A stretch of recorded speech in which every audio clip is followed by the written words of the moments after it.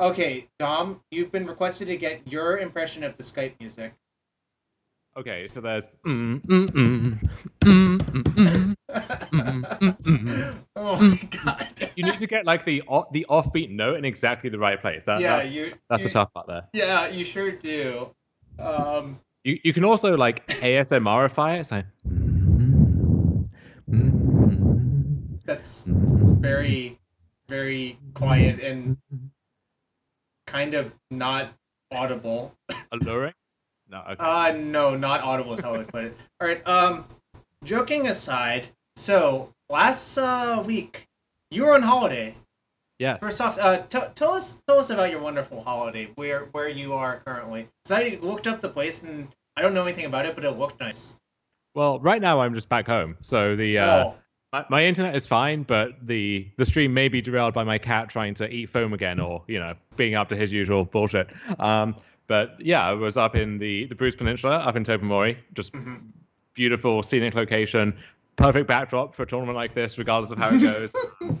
Wasn't sure I'd be able to actually play the tournament, but managed to fix it so that I could. So I'd love to see that. But it did mean that my testing was kind of curtailed for this because Yep. I was helping other people the week before for their showcases and other formats, and then when we got round to testing for Vintage, I was leaving on a Thursday, only had Monday to Wednesday, and of course Wednesday night is when I started having these ideas that just didn't really have time to stress test properly. Mhm. So didn't explore that as much as I would have liked, and probably could have anticipated that better, used the time I had better. But Mhm. that was a constraint I was working under. Yeah, and in tournaments like these, I'm not sure how much like playing random leagues helps you. In fact, I kind of think it doesn't help you as much as you'd like. Generally, because what happens is the only metagame that's relevant is the metagame you expect other people to bring decks for. That's literally it. Yeah, it's really not about Mm-hmm. if it was about testing individual matchups, you would just do that with your testing partners. You Yep. wouldn't just hop into the league for that. And Yep. it's almost like either the league results are noise, in which case you've wasted your time, or they're not noise and maybe they go well, in which case you don't want to like accidentally expose your deck if it comes down to that, or anything like that. So for me, testing in leagues or even just jamming a few practice games, it's more about letting your intuition kick in just to see, Mm-hmm. because it's so easy to talk yourself conceptually into a deck or an Right. idea, and when you see it in action, sometimes maybe there's one thing that you forgot about or you underrated, and that immediately Mm-hmm. becomes apparent as soon as you play even just one game, and then Yep. the idea is off the table, right? So often, like in standard, for example, you'd have this deck idea, and it's like, okay, well, I'll try this, and then your creature will rebounce by Teferi Time Raveler, and it's like, well, my entire strategy is just unsound against this card that's a pillar of the format, so this deck is off the table for the foreseeable And future, right? yeah, Um, I've listened to a bunch of the receivables lately. They refer to that as flaming the flame tongue Kavu test. You're yeah, literally just 100%. not allowed to play like a four toughness or less creature that doesn't like. It has to be like really good, but still it's kind of unplayable in the face of flame tongue Kavu, which is kind of funny. So yeah, I agree with you. Kind of just have to like play at least one or two games with your deck, or at least have your deck be based on something that you know works, right?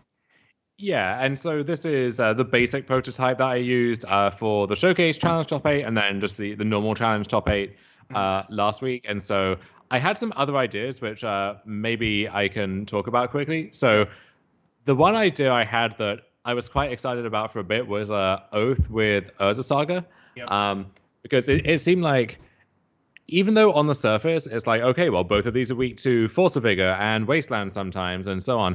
What I found in practice was the deck where that's a big issue against Bug, I was actually beating pretty handily in my testing games. Mhm. Um, and this dynamic that the format has got to, where Flusterstorm and now Pyroblast once again are really back in full force. What that means is any threat that can't be flustered or pyroblasted is actually Yep. surprisingly easy to resolve in these blue mirrors. And so Oath of Druids as a 2-mana green enchantment is the cheapest and most lethal example of that. And you have to make some deck building concessions to that, obviously, and that's why you don't just see Oath taking over the format. But Mhm. I thought a essentially a combo Oath deck where you have Oath, you have Tinker, you have all of the tutors, so Vamp, DT, Mystical, and so on, and then also Vault Key, because with Urza Saga setting up the key, then and the tutors setting up the Time Vault, then you have that plan as well. You're not really all in on the Oath plan in the same way, and so there is an extent to which like stuff like Force of Vigor is going to be good against all of those plans at once. But if you can overtax their Force of Vigors, then sometimes you can plow through that. You can force them to have it in a very specific window. And with Flusterstorm and especially Veil of Summer, which was a card I was very impressed by, especially against Bug, sometimes you can just like present several threats over and over and force them to have a series of correct answers. So if I'd had more time, I would have sunk more time into that deck and possibly ended up registering it. And still thinking about that for, I guess I would have to qualify for the Mana Trader Swiss first, which has been easier said than done for me in the past. But if I do, I'll put a little bit more time into that deck. Yeah, well, we did discuss the Oath deck. I think by the time you messaged me about it, I'm just like, have you played any with this? And you're like, no. And I'm like, you probably... I think it makes sense on a theoretical level, but like we said, like, kind of dangerous to not just like play any games with the deck. I mean, for the record, what Dom was proposing was putting Sun Titan into the deck, and I couldn't really get behind that. Like oathing into that instead of Gristlebrand or even Archon of Cruelty is somewhat appealing in a lot of ways. Yeah, that's the creature of choice for Miharu Furumiya, who is probably the premier Oath player in the world at this point, and she was in this event as well, qualified via one of these showcases, and she has a very distinctive attitude to building the Oath deck. For my build, the reason I was looking at Sun Titan initially was my thought was Urza Saga makes it a lot easier to access Black Lotus, and so you can go like turn 1 Saga into turn 3, float a mana, pop off, get Lotus, and then if your creature's in hand, you want to be able to cast it. If it's Sun Titan, you immediately cast it and then get back either the Lotus or the Saga and so on, and then if you both into that, there's going to be something good to return. But it turned out, and you have Vault Key and stuff, but it turns out that just Grizzlebrand plus Sphinx, I think, is the better setup there. I agree with that, and in fact, I see that you chose main deck Sphinx. That's kind of interesting. I don't really like main decking the big creature, but I guess okay. Let's take a look at something. I have the spreadsheet. I assume it's okay to show it now. Okay. So Dom sent me this, and this is like basically this is what you want to do in tournaments like these. No matter which one you are, it can be any of the formats. It's just good to do your homework on your opponents because I think honestly, if there's like some obvious exploit, you should just register that deck. Like, I think this one was varied enough that it wasn't easy to find an exact exploit, right?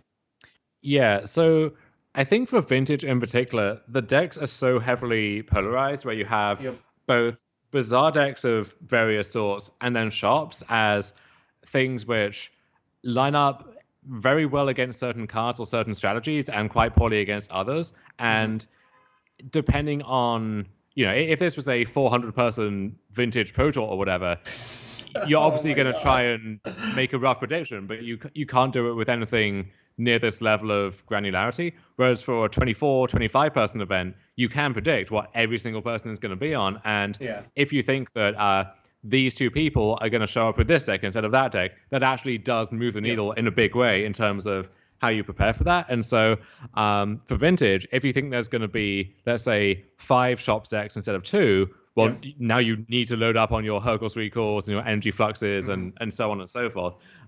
So it was very important, even more so than the other formats, to try and nail this down.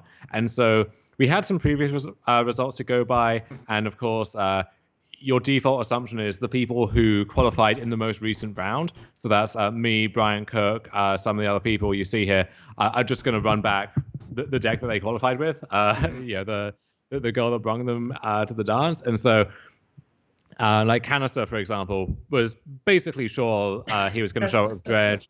And then, especially for Vintage, which is more of a niche interest, certain people have a brand. So like Miharu, for example, 100% Oath. Zero chances anything else, right? And then there are other people who can kind of jump around. But one thing that Justin Gennari said to me, so, Vintage streamer, an expert, and he's actually collated the data for the event in retrospect. So that might be interesting to bring up, just to have the side by side of how well these comparisons bore out. His view was that people can switch within an archetype for the most part. So if you play fair blue decks like Bug, maybe you switch to Jeskai, which was the hot new thing coming into this event, but you're less likely to jump over to Bazaar or to Shops because that's more of a big leap to take.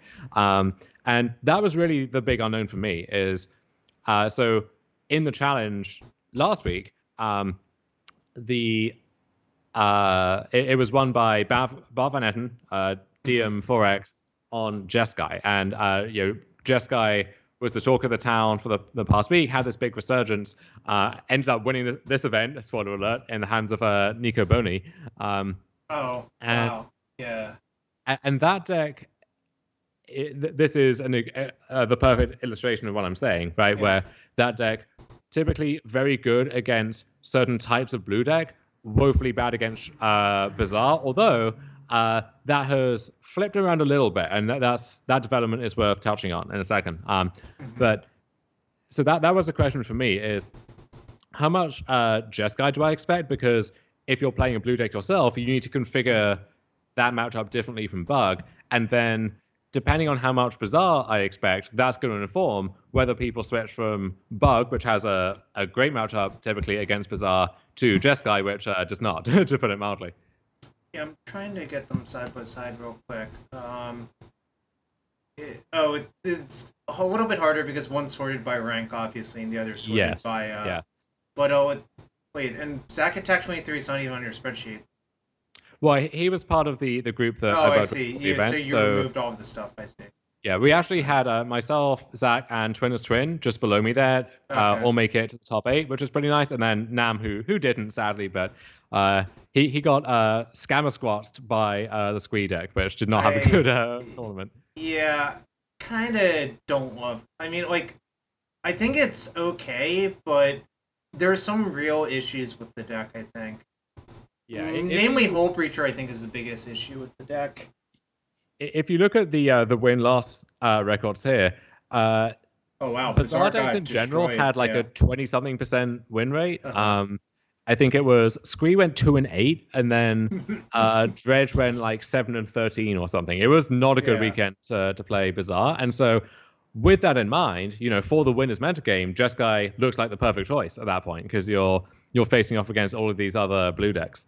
Kind of weird to say winners metagame when it's a 25-person tournament, because the problem is if you do have a bad Dredge matchup and you get paired versus twice out of these 25, you're probably not going to do very well, Yeah, but that's a level of risk that you take, and if you dodge it for, let's say, the first 2 or 3 rounds, you might be good to go, and then you make it to the top 8. You just want to have a good matchup spread there for the most part.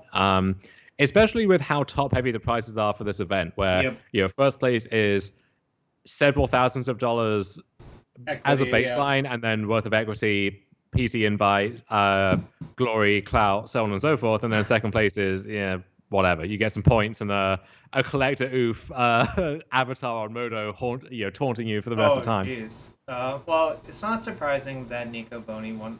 Obviously, I was having this discussion with someone, I don't remember who. I think the reason Nico is so good is that I don't think he's actually a vintage specialist. He just enjoys it a lot. He's actually a draft specialist, is my actual reading of the situation. But yeah, I did. It was a flex of sorts for Nico to post this event as part of his 30 decks in 30 weeks. Yeah. I mean, obviously, I think he had a deck that he thought would be good versus the meta. He's not going to just play a different deck for the sake of playing a different deck.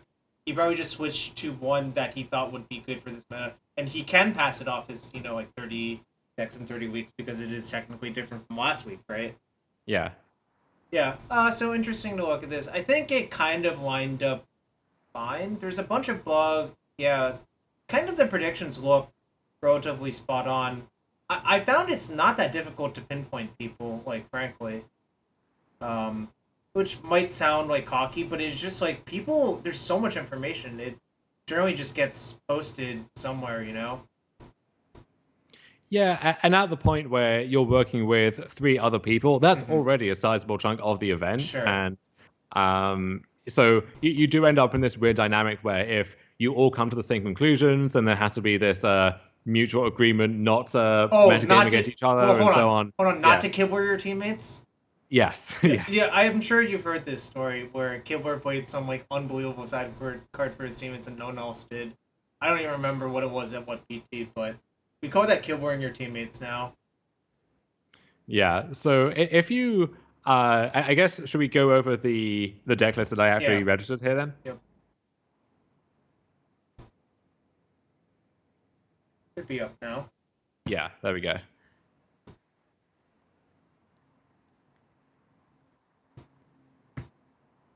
All right. So, a big blue deck has it's as big as they come. You're just missing paradoxical outcome, which honestly, I once you see Bryant not play it, you know the deck is donezo.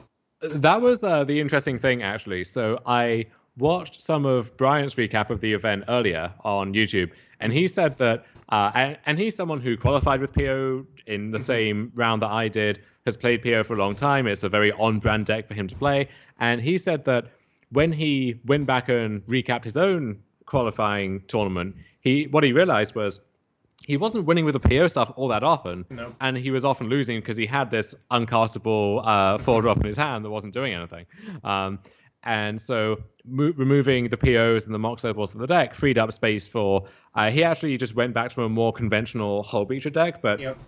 the fact that he took that step was kind of validating that I got there in advance, and then I kind of took it one step further, and I wasn't satisfied with the whole Breacher stuff either. Yeah. And So we, you we axed covered them. this. Yep. Yeah, we covered this in our recap of last week, and so I ended up kind of just playing all the cards that I wanted to play in my deck, which is a weird way of putting it, but it's almost like if you have PO or you have the whole Breacher stuff, at that point you have space concerns and you need to make some tough choices. When you don't, though, you actually need to find cards to round out the deck, and at that point, you have more freedom to just do that however you like. Oh, you have more room to build your cube deck, is what you're saying? Basically, yeah. Joking aside, I mean this kind of looks like a cube deck in a lot of ways because it plays basically all of the restricted cards. Um, yeah, Yogg-Will, Tinker. I mean, you even got that Imperial Seal here. I mean, you claimed no bad cards, but Imperial Seal, come on. Hey, it's just Vamp Tutor, and it finds the good cards. It makes sure you have your Tinker or whatever it is more often. Basically, I'm going to do a write-up of the event where I'll go into this in more detail, but I think that, as I've said on here before, I like the top deck tutors more than most people. Yep. So a lot of lists either don't have the black splash, or some of them, they do have the splash for Vamp and DT, but they don't have Mystical Tutor, or they have some mix of those effects. I knew I wanted those 3, and the Imperial Seal was actually the last card I added to the deck. One of the other things I was considering was the Sedgemoor Witch deck with Tinker, where I saw a list that my nemesis, Medvedev, had played recently, and a lot of it just instinctively made sense to me, where you have the unfair angle with Tinker, all the tutors to set that up, but you also had the witch stuff, which I thought was very good against both Bug and Jeskai as a good hedge against those, and it is also nice at just locking up the ground against random hollow ones and so on. So I ended up not pulling the trigger on that, but I did transplant some of that stuff over here, and so I ended up with a seal, and I thought that I knew I already wanted to play a second Divining Top, and I figured once I have the top, a card like Seal where I immediately have access to the card I shoot it for does become a little more appealing.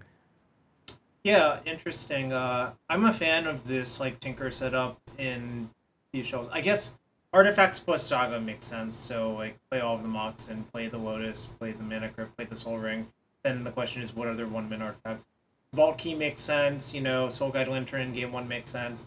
Top I think just makes sense as a good card to go get when you're low on action for Urza Saga, frankly.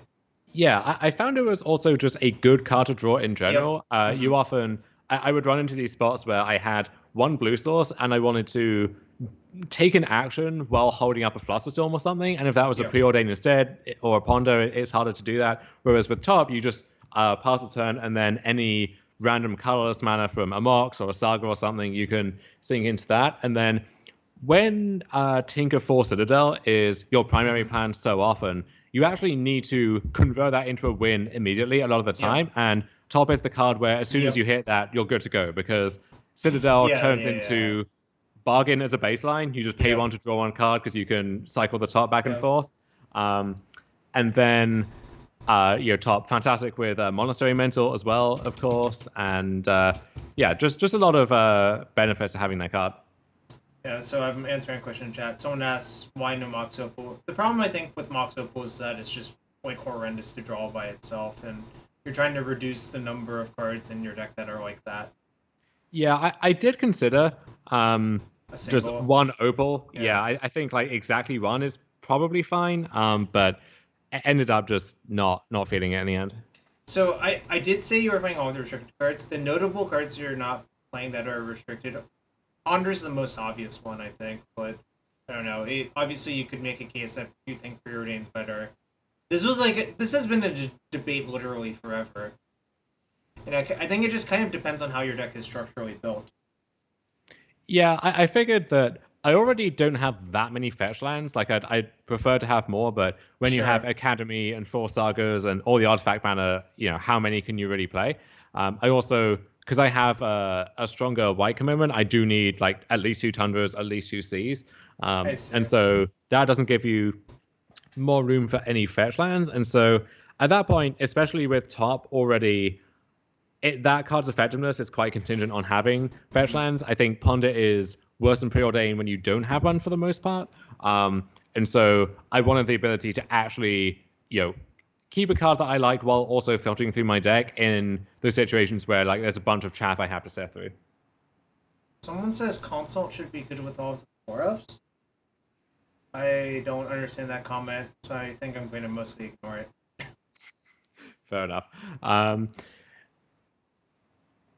Then, I think everything else is fairly straightforward. I guess the things that maybe would stand out would be the second Swords in the main deck, or maybe the first, actually. But I expected a field of heavy Bug and, like, some Jeskai, and I think Swords is a good card to have access to there. And then for Flusterstorm is a fairly bold statement, but I found that was the best card a lot of the time in the Blue Mirrors, and it's also... not just the Tinker Mirrors, where, like, the namesake card, of course, you want to counter theirs or fight over yours. Best card against Bug, because lets you fight on the stack and also is the best answer to Force of Vigor. And then against the Bazaar decks, it's still hits their forces and Force of Negation, Force of Will, and also Force of Vigor at the same time there too. Yeah, that all tracks. I think a lot of people played 4 Flusterstorms in their main deck. I know Brian did as well. So it's just like most people coming to the same conclusions leads me to believe that it's probably correct, even though I did literally no work on this format. I did offer to help you play some games. You didn't take me up on that. You were obviously busy or whatever.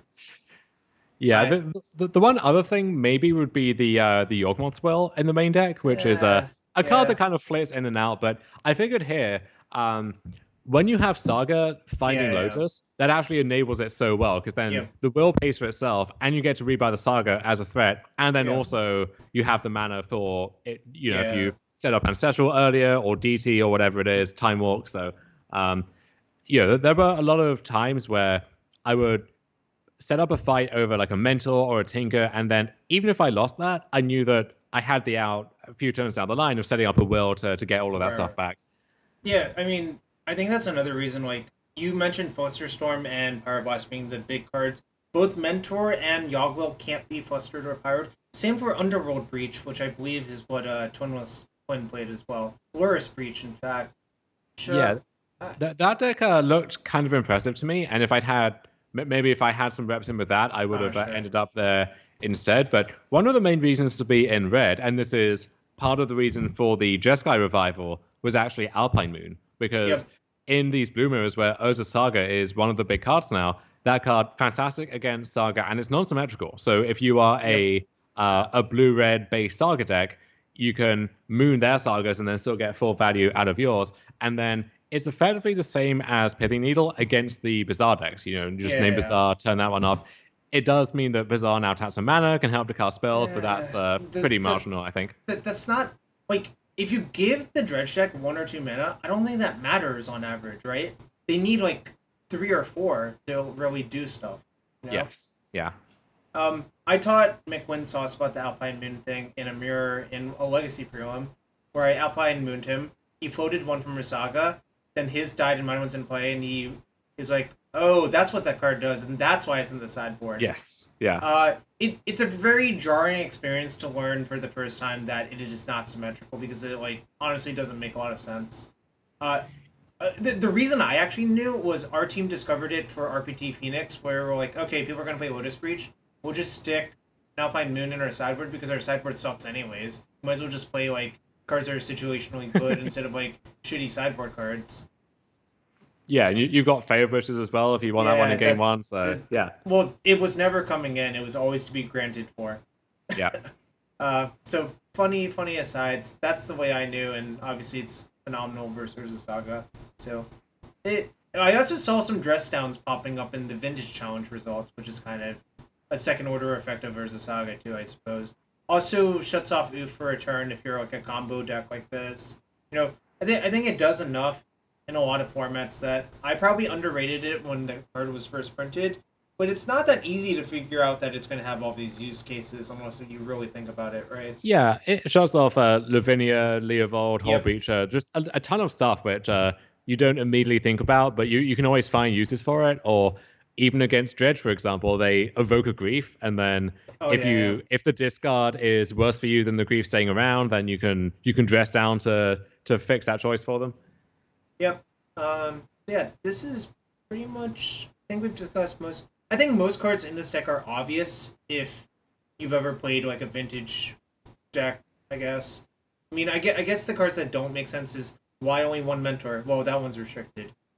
I'll just. A lot of the cards are only being played as one of because they're restricted, and some of them just are not even really that good, but you kind of are mandated.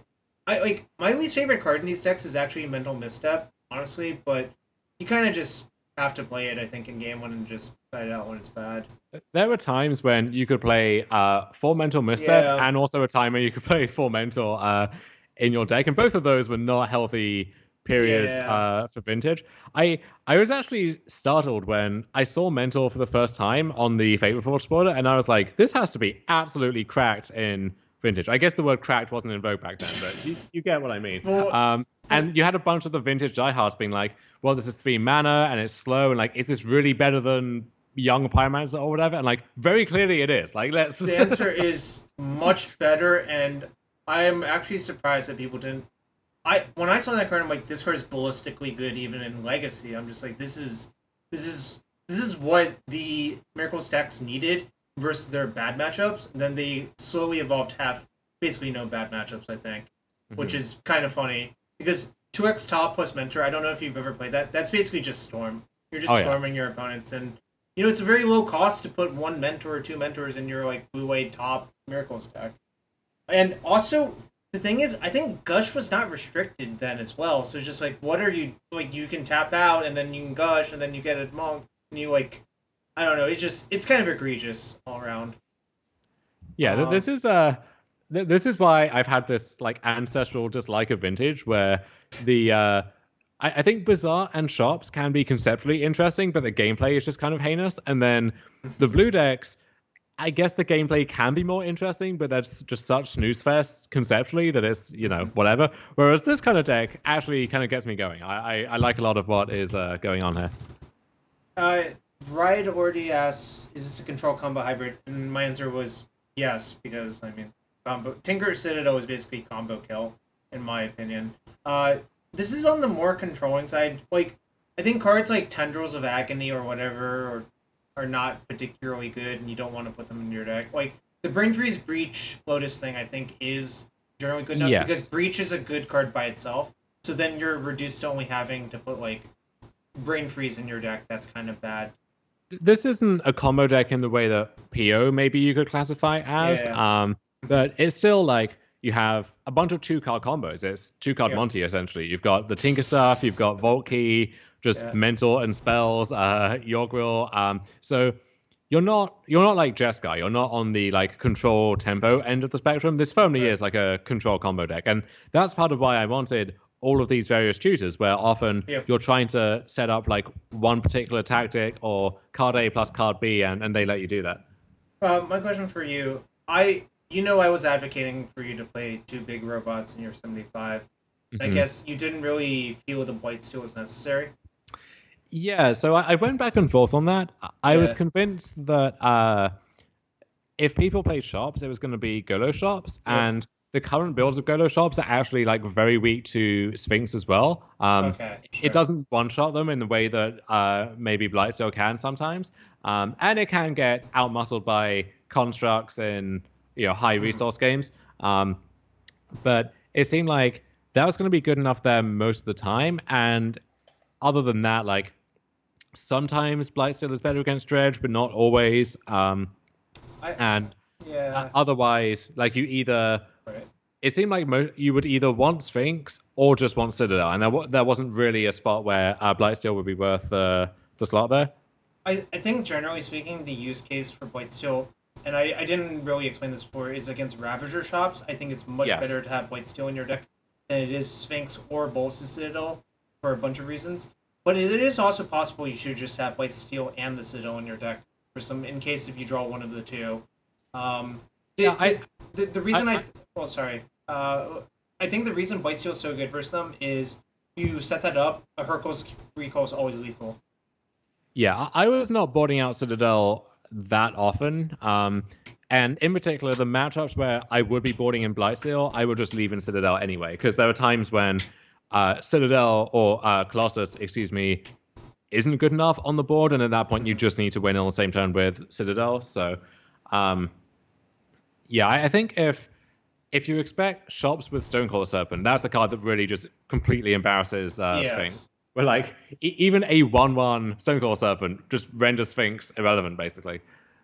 Yeah, and that's really embarrassing. And then you'll have to probably plow it, and then your plow doesn't have its best target, and a lot of second order effects. So let's discuss the sideboard real quick, and then move to the games. I think force mitigation. I think pretty obvious when you want more counter spells. That's good. Lavinia, I think, is just excellent in a lot of these mirrors, and like also decent versus Hollow One on the play. Anything else you're thinking for that card? Yeah, that was another one which initially that was what I was going to use the slots that were freed up by the whole reach stuff leaving the Right. deck on. Ended up cooling down on it a little bit. I think it's if I expect a move from Bug to Jeskai, it's like substantially worse against Jeskai, whereas it's actually I think a decent card against Bug. And like it's very play draw dependent against stuff like Dredge in particular. I think it's worse against Dredge than it is against all of the other Bazaar variants. And of the people that I scouted, most of the Bazaar decks I expected to be Dredge, other than Okay. like one or two Squee potentially. Right. So great card, but just thought it was better to have that in the sideboard instead. Yeah, so that's Lavinia. Pithing Needle, I think, is pretty obvious. It's just, I think that card is super good right now, and the first copy is mandated once you put Urza Saga into your deck somewhere in the 75. Having multiples obviously makes sense too. You can name Wasteland versus Wasteland decks if you want to. You can name Bazaar Baghdad, which I think is the primary use case for the card. Yeah, Um, I mean, to me, I see it more as a like DT target or Vamp target than anything else. Realistically, against Bazaar, you're not going to get to Saga for that card. That's just not really how the games play out. But Right. it's a great card to draw against them, obviously, and especially on the play. And that was a really crucial thing for me against Bazaar, where I had tried to optimize my deck in game one scenarios where if I won game one, I would then be on the play for game three. And, being on the play when you have Needle in your deck, that card, same thing with Lavinia and so on, so much more effective on the play than on the draw. And that's part of why I wanted at least 2 Rav Traps or something in that vein where on the draw, that card can still do a decent amount of work. And the first one is important there anyway when you have so many tutors and mystical in particular. And prismatic ending, we've seen a lot of this in, all of the other formats essentially. I assume this one is sort of just more for like bug and rug or whatever like blue mid range deck that isn't a Tinker Citadel Mirror. You kind of want ending in your deck, right? I figured this would be decent against Jeskai to hit like Sure. Ragavan or Arcanist or Lavinia and then Alpine Moon as well, which was I see. I think Urza Saga is a big part of your plan there. And then, against like specifically Maharu, but if anyone else came to the conclusions I did about Oath, then that seemed like a dodgy matchup. So nice to have an actual answer to that card. And just decent catch-all in general, can board it in against Bug. If you want to cut something for your deck, ending probably has a use in some capacity. Yeah, so deck looks good, and I think we've gone deep enough on that. Let's get to the matches, Dom, which means okay. We're back I will to share my screen. Yep, we're back to the hope Skype doesn't screw us mode. It might. Oh, okay, hold on. Okay. I have to make this big.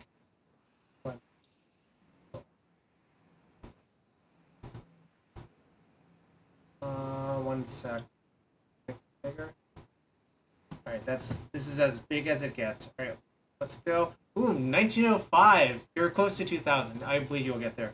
Yeah, not shamefully covering up my rating this time. We can let that one hang out there. So I think my thing is on top. You should move that thing, the black box. Oh yeah.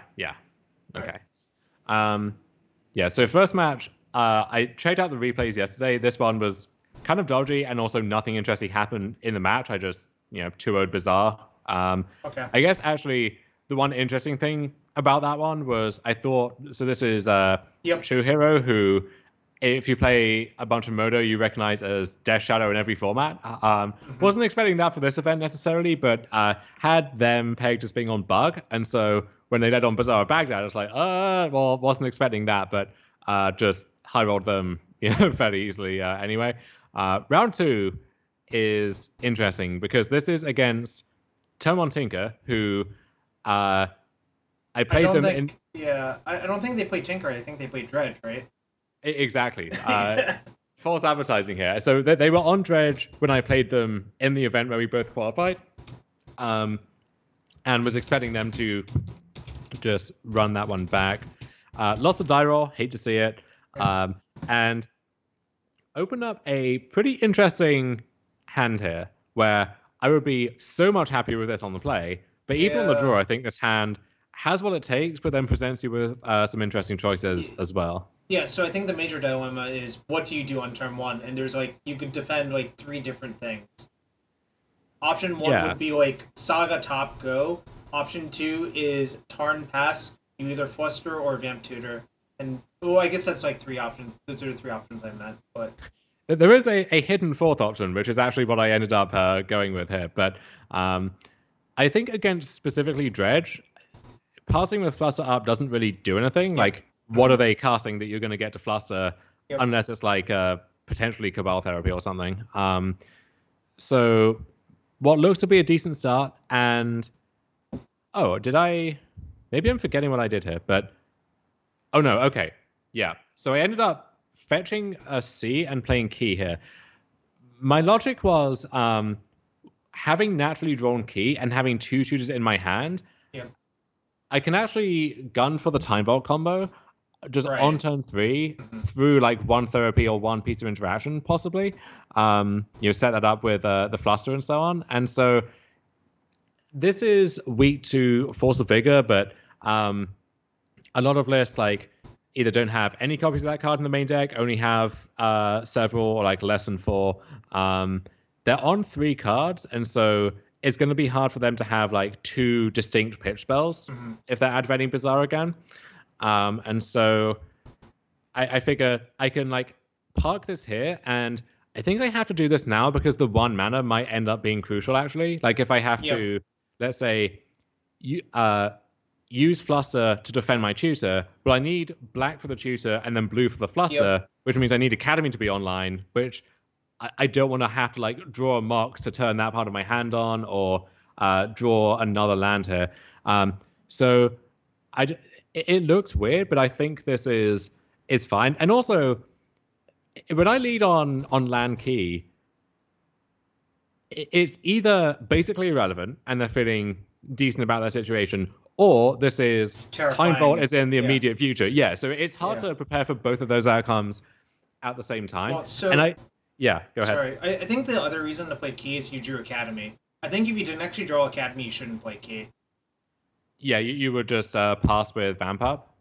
I would probably pass with Vamp Up, yeah. I'd probably Vamp for either Soul Guide Lantern or maybe I would just Vamp for the Time Vault straight up, you know? Yeah, well, the other reason to do it this way is that unless they have Grief or Therapy, then I can still, on my turn 2, upkeep Vamp for either Soul Guide Lantern or Needle or whatever else. Sure. And so unless I need that additional 1 mana, I'm not actually losing anything on that exchange, whereas I could potentially be a mana short of setting up Vault Key on a future turn. And so it seems safer to do it this way.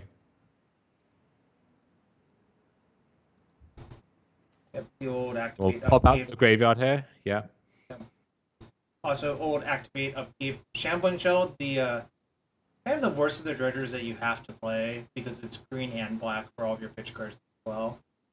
Yeah, you actually see more copies of that than you do of a Golgari Thug. Yeah. Yeah. Which is crazy to think about, but it's just you need your pitch cards, right? Yeah, kind of glad that Grave Troll is still restricted, because otherwise that would just be the go-to dredger for Force of Vigor. But you know the old joke: if it said Dredge 7 had no tax, you'd probably just play 4 in this deck. Yeah, exactly. So they do mill over a Therapy, and the Canister list actually does not have Therapy in the main deck. I see. When I looked at Goldfish's, or I looked at Turn 1 Tinker's list on Goldfish, they did have Therapy, and so I was expecting that to, between a natural dredge and a bizarre activation, decent chance that one of those is gonna turn its way up here. And so this hand actually is like, what do you name here, right? It's kind of tricky to figure out. Like, do you just name Time Vault in case I have the natural 1-2 punch? I don't know. This is why you generally would have to mill multiple therapies to hit most of the time in these decks, in my opinion. Obviously, Grief changes the equation. How many Griefs were they playing? I'm not sure exactly. I could look that up. I can also look that up real quick. Yeah. I mean, if they Grief makes the card easier to play, obviously, and I'm actually a fan of it being easier to play. They play the maximum number of Griefs. Okay. Yeah, I mean, as most lists do and should, I think. So Mason Waterhouse asks, don't you want to look at the top 3 before the tutor shuffle? I do, but the thing is, that's so I have to spend a mana on top and then another mana on activating top first. In order to set that up, if I'm planning to vamp, I then have to play my Saga on turn 1 instead, which means if they do have Force of Vigor or Wasteland, which you see here, I could get screwed by that. I mean, I still can get screwed by Wasteland with the setup anyway, right? But and I kind of have everything I want at this point. So what am I hoping to top into? Unless it's I draw Time Vault instead of having to tutor for it, or I find Lotus and then I get to DT into Vault or something immediately. Yeah. I kind of have everything that I need. I just need the time to deploy it. And so if the game does slow down somehow to the point where I get to do that, fine. But it seemed like I couldn't bank on that. They named Force of Will. That's interesting. Yeah, I wasn't sure what to make of that. I figured maybe that means they had a pitch spell in hand and just didn't want me to be able to fire back to defend my play on this turn. And so now I tank for a long time here on my upkeep because I'm thinking with the redundant DT, I can save that to set up a DT into Vault line potentially. Mm-hmm.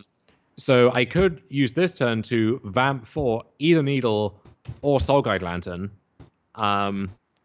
to buy myself a lot of time. That being said, I don't know how much time it actually buys me in a world where they have 5 power in play and if they dredge into Icarids or whatever, then that could add to the clock. Or I've gone through 2 Creeping Chills, but they could have more. So what would you do in this spot, do you think? What would I do in this spot? I know, probably just take a draw step because, like, here's the other thing. If you draw any mocks, I think you're also allowed to. Oh no, the colored mana doesn't work out for that. Well, right. well, here's the other option. So I can vamp for Lotus, draw Lotus, Yeah. play Lotus Academy, Academy taps for 2, Lotus jumps me up to 5, and I have exactly enough to DT Time Vault activate key. What I can't do is defend that with Flusterstorm, right? Yeah, I was about to say that's the issue with that plan. I probably wouldn't jam because they aim Force of Will, so I kind of think that means they're trying to defend their Force of Vigor, like you said. Yeah. And I figure if I pass with like Flusterstorm Vamp up, then the 2 life and Vamp actually could be an issue here. Yeah. But unless they mill over like, so I was thinking this is 5. If they hit the last 2 Creeping Chills, then that's 6 more. So that's 11. And that gives me enough breathing room to Vamp still. So it seems actually pretty difficult for me to die on this upcoming turn, unless I guess there's an Icarid here as well. So they would need to hit the last 2 Creeping Chills. So that would be 4, 5, 8, 11, 14. And then Vamp would be off the table. So I'm thinking, I don't know if I can bank on being able to Vamp later in like that worst case scenario. Sure. So I think there is an argument for I'll keep Vamp for Soul Guide Lantern. Lantern hits Icarid with its ETB trigger. And then if I need to pop that off, I can. Otherwise, like let's say they dredge into a therapy in their upkeep, in their draw step, then I can exile Lantern just to get that out of the way.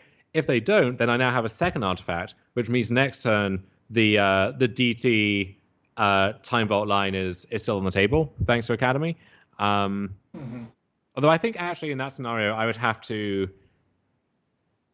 Yeah, I would need 1 more artifact, I think, because it would be 1, 3, 4, so I would still be 1 short. So right, yeah. Yeah, that was a sticking point. That's why I didn't want to burn the Vamp now, because even if I buy myself that turn, there's no guarantee it actually goes well for me.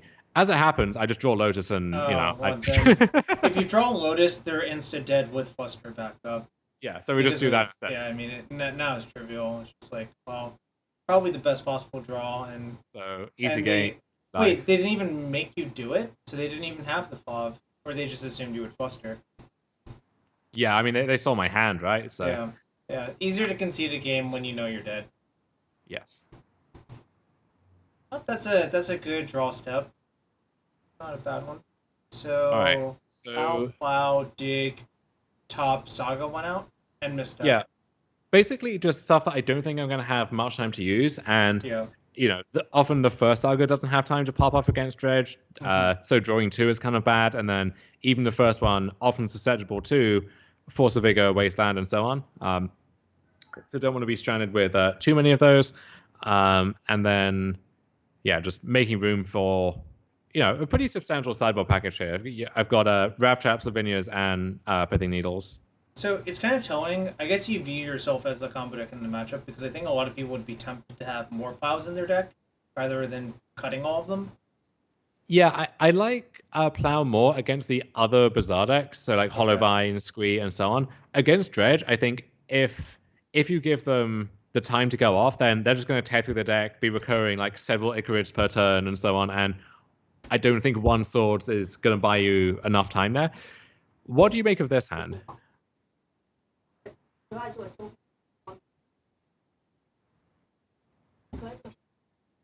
Sorry, give me a sec. Sure.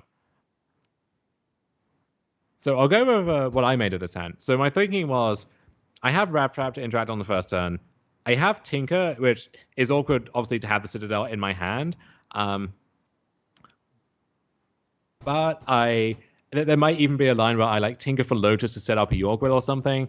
I have a natural draw to hit a land, and like I don't think Sapphire or Preordain or whatever is going to get countered, so then I can Preordain, and that gives me at least 3 more looks at more mana sources. So definitely a fragile hand. There are things that can go wrong, but I figured it was good enough to keep, especially on the draw where, stuff like Needle or Lavinia is much less reliable. As we'll see, there is a glaring weakness in this hand, which may Is it may or may not. Talison Zero?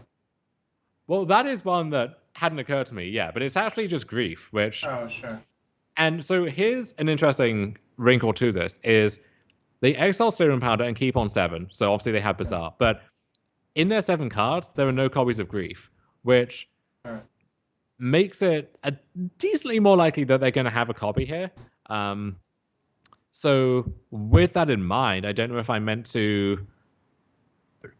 Is that meant to swing this decision into a mulligan? I probably not. Probably not, because the issue is okay, they've removed 7 cards out of their deck that don't have Grief, but they're also not mulling a hand that has Bazaar that doesn't have Grief, right?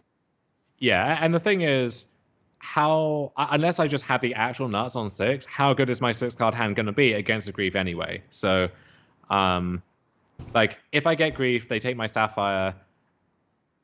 If I draw a land, I'm still kind of off to the races here, or a blue land, I should say. Oh, so yeah, I get Grief. Ooh, wait, they took. Oh, of course they took Wrath Trap. Yeah. Well, no, they took Sapphire. And you cast the Wrath Trap, I see. I trapped them. I actually should not have done that, I think, because. I think so as well. I mean, they started it in the wrong order. There's no reason not to have the trigger go off first, but I should have waited because they're definitely taking Sapphire, I think. Mm-hmm. And so there's just no reason to. Well, the trick is to burn it now. Yeah, exactly. If you keep the trap in hand, it makes it harder for them to just go crazy with Bazaar, right? Yeah, it maybe buys me a little more time. As it happens, I just never hit a blue source and die. So rest of this game fairly elementary. Well, even the strip mine for good measure here. Yeah. What rest of this game? It lasts 2 turns, right? Well, there actually is a brief window here where if I preordain into Lotus, then I can make something happen, but I do not. So you die. Sad. But on the play again for game 3, so cautiously optimistic there. Let's see. Well, if you keep this hand, you're saying is Ancestral Recall good enough, right? Right. And so for that reason, I thought this hand was actually a little suspect because I have to Mystical for Ancestral. So then I draw the Ancestral. I go up 2 cards net from the Ancestral. But then I still need to find stuff for my hand to do anything. And even if I can cast my spells, I don't even have good spells yet. I have a Time Vault, which doesn't have anything to pair with. I have a Time Walk, which at this point is only Explore. I have a Force of Will, which at this point is only delaying the inevitable. So I figure I actually, especially on the play when I have any hand with Needle, basically, that's semi-functional is going to be better than this, right? Or I have a lot of Mystical for Black Tutor for Key is going to take way too long, I think. If that's yeah, we'll also think about the logistics of that. So turn 1, I Delta for C, I Mystical for Vamp, right? It can't be DT because Academy is not online yet. So I draw Vamp. I then play Academy, I Vamp for Key. Yep. I still can't cast any spells. The next turn, I draw the Key, I play the Key. Academy now only taps for 1. So it's, and if there's ever a wasteland in the equation there, I'm just stone cold dead. There's no coming back. So I think this is a clear mulligan, and this hand is pretty nice. Yeah, I mean, this is we're vintaging some people. The question is exactly how you want to play it, obviously. Yeah, so I think this is between Key and Will for what to put back. I settle on Key. No route to Time Vault yet, not doing anything otherwise, and then Will can help me rebuild. And I already have Lotus, so Will is going to pop off if it resolves. So this goes back. Now the question is, how do you sequence this turn? Personally, what I would do, you have Sea Tundra in your deck as vegetables now. So the question, I guess, is,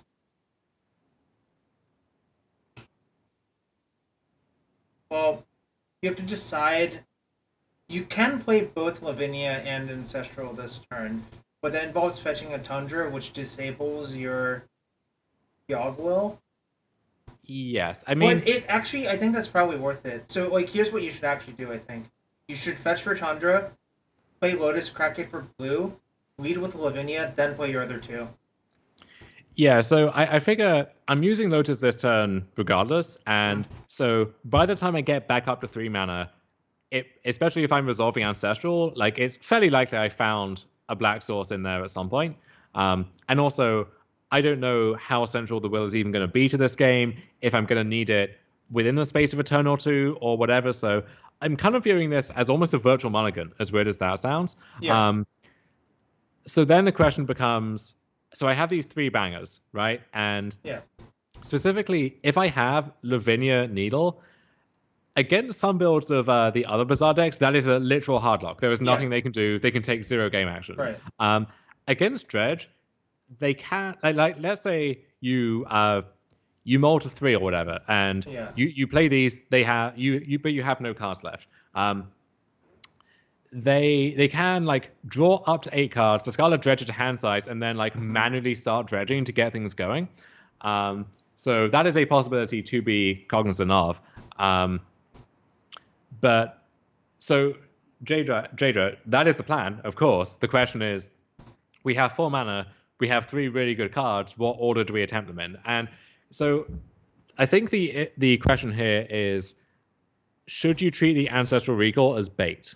Like, is this meant to draw out a Forcible? And if they had a Forcible, how likely is it that they would use it here versus, let's say it's exactly Force of Negation or whatever, and then you get to resolve Lavinia first, and then that shields both Recall and Needle. Because, you can imagine a timeline where you,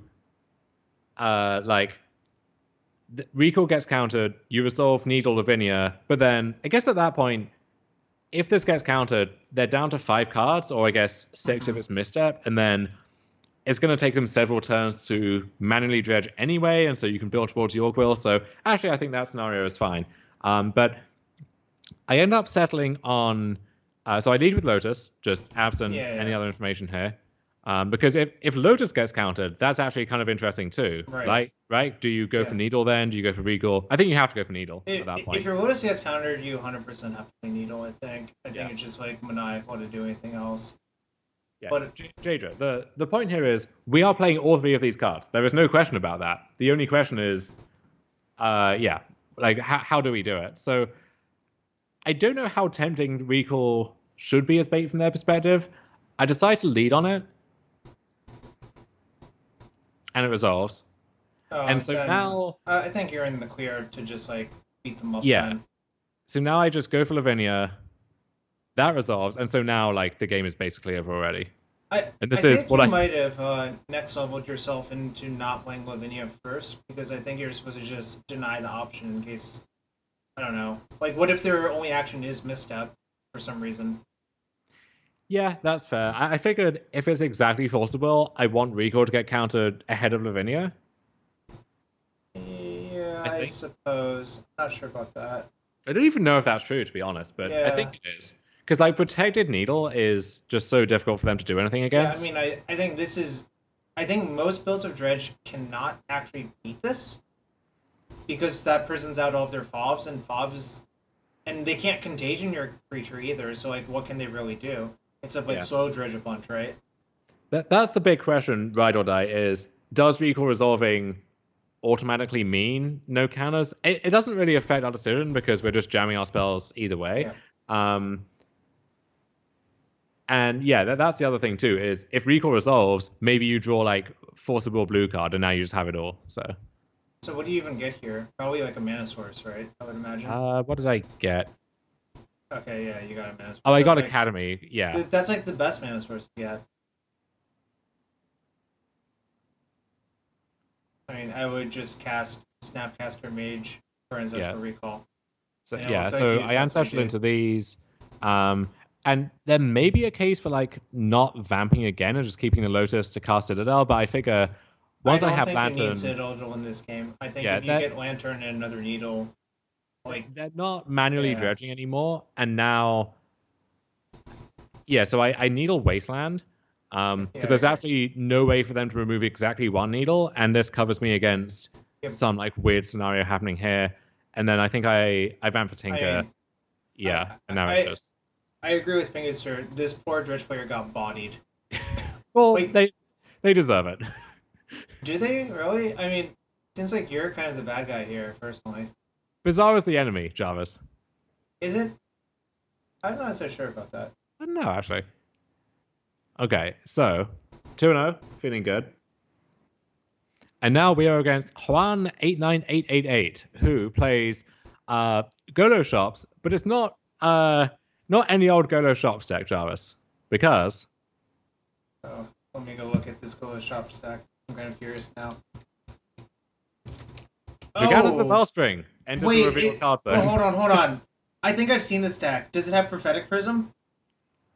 I don't know if it has that, but it has cards of all 5 colors. It has Really Chromatic are, Lantern, yeah. tasting the rainbow here. Yeah, so this is true old school, mid 2000s vintage kids will remember the 5-color stack decks where Yeah, we I had do. like Ancestral, Tinker, Balance, and then DT, Vamp, and so on, which I thought conceptually was a really cool deck. And Juan is bringing that back here. And some of those colored cards are actually going to come into play in a big way Yeah. in this match here. But open a hand which, on the draw against Shops, like I really wish I had a blue card to go with my force here, but I don't think I can send this back because, all the other ingredients here are very strong. Right. Like, in theory, I have a pretty clear route to just quick Time Vault combo, if nothing else, or DT for Tinker. Yep. So turn 1 Golos is That's maybe that's presenting actually some kind issues. of well. I think that's more manageable, honestly.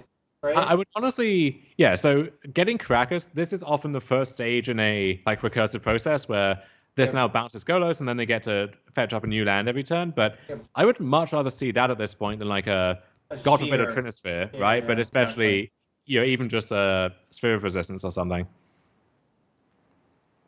So I finally have a blue card for my Force Will. A turn too late. I think this is fine. You just you didn't even hold on. Were you supposed to cast Tutor? You had 1 floating, right? Yeah, so my issue with that is it means I have to expose my sea to a wasteland, and then at that point, matter? I guess... I don't think that matters, right? No, it doesn't. I figured maybe my thought was that it's pretty likely that I can get another mana next turn between like all of my Moxen, Lotus, Academy, and so on to get like DT into Vault into Activate. Whereas if I do need to get something else, then I don't want to burn the tutor on getting Vault. The other issue is like once I have Key in Play and I DT, if they have the read that that's what the situation is, Revoker actually presents serious problems potentially. Okay. So I figured like with the DT, I can get Time Vault if the coast is clear. I can get Tinker. I can. I don't know what else really would be on the table, but the one downside of that I will point out is, you'll only have exactly 4 next turn, which is Tutor plus Time Vault. So you would actually have to find another mana source. That is a downside for sure. And so this is interesting now because they bounce the Golos, and I think I'm priced into forcing this on the way back down. I think I would as well. Like, what if they just get another strip or a waste or something annoying? Like, there's just so many ways it can go wrong. Yes. Now they play Lotus, and I'm thinking, well, now the real payoff spell is coming, but they don't have it. So I figure this is now one of those Shops hands where like Golos was the one action spell, and now they have a bunch of nonsense left over, which is a real weakness of the Golos Shops deck in particular, I think. I think the way that was counteracted was the introduction of Urza Saga into the deck, gave it a lot more threats. But I'm not sure this person... Did they play... No, they play 4 as well. So, basically all of the Golos Shops decks just play 4 Saga. And in my opinion, they should all play 4 Crucible as well. This person only plays 2, because they play with like Chromatic Lantern and colored cards, but... Just do yourself a favor, play 4 Crucible. It's just so insane. Yeah, Saga really is excellent in that deck as well. The other thing too is because I have Mana Crypt, Time Vault actually is not deterministically lethal. I'm aware of that. I generally think what happens is you usually crawl your way out of it. Is how I would put Yes. it.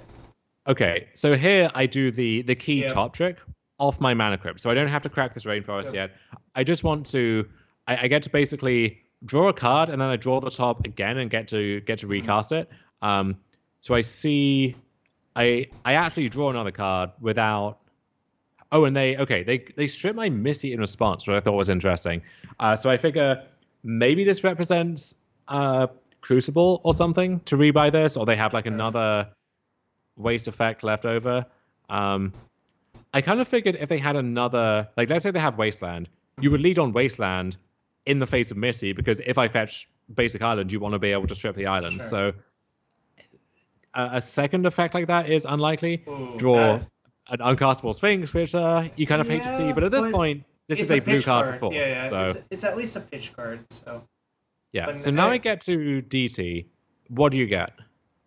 I mean, for me, it's either Time Vault or Ancestral. I mean, there are issues with both of those. The issue with getting Ancestral is if your C gets killed, it's really bad. The issue with getting Time Vault is the exact scenario you described, where you don't draw anything for like 6 turns and die, right?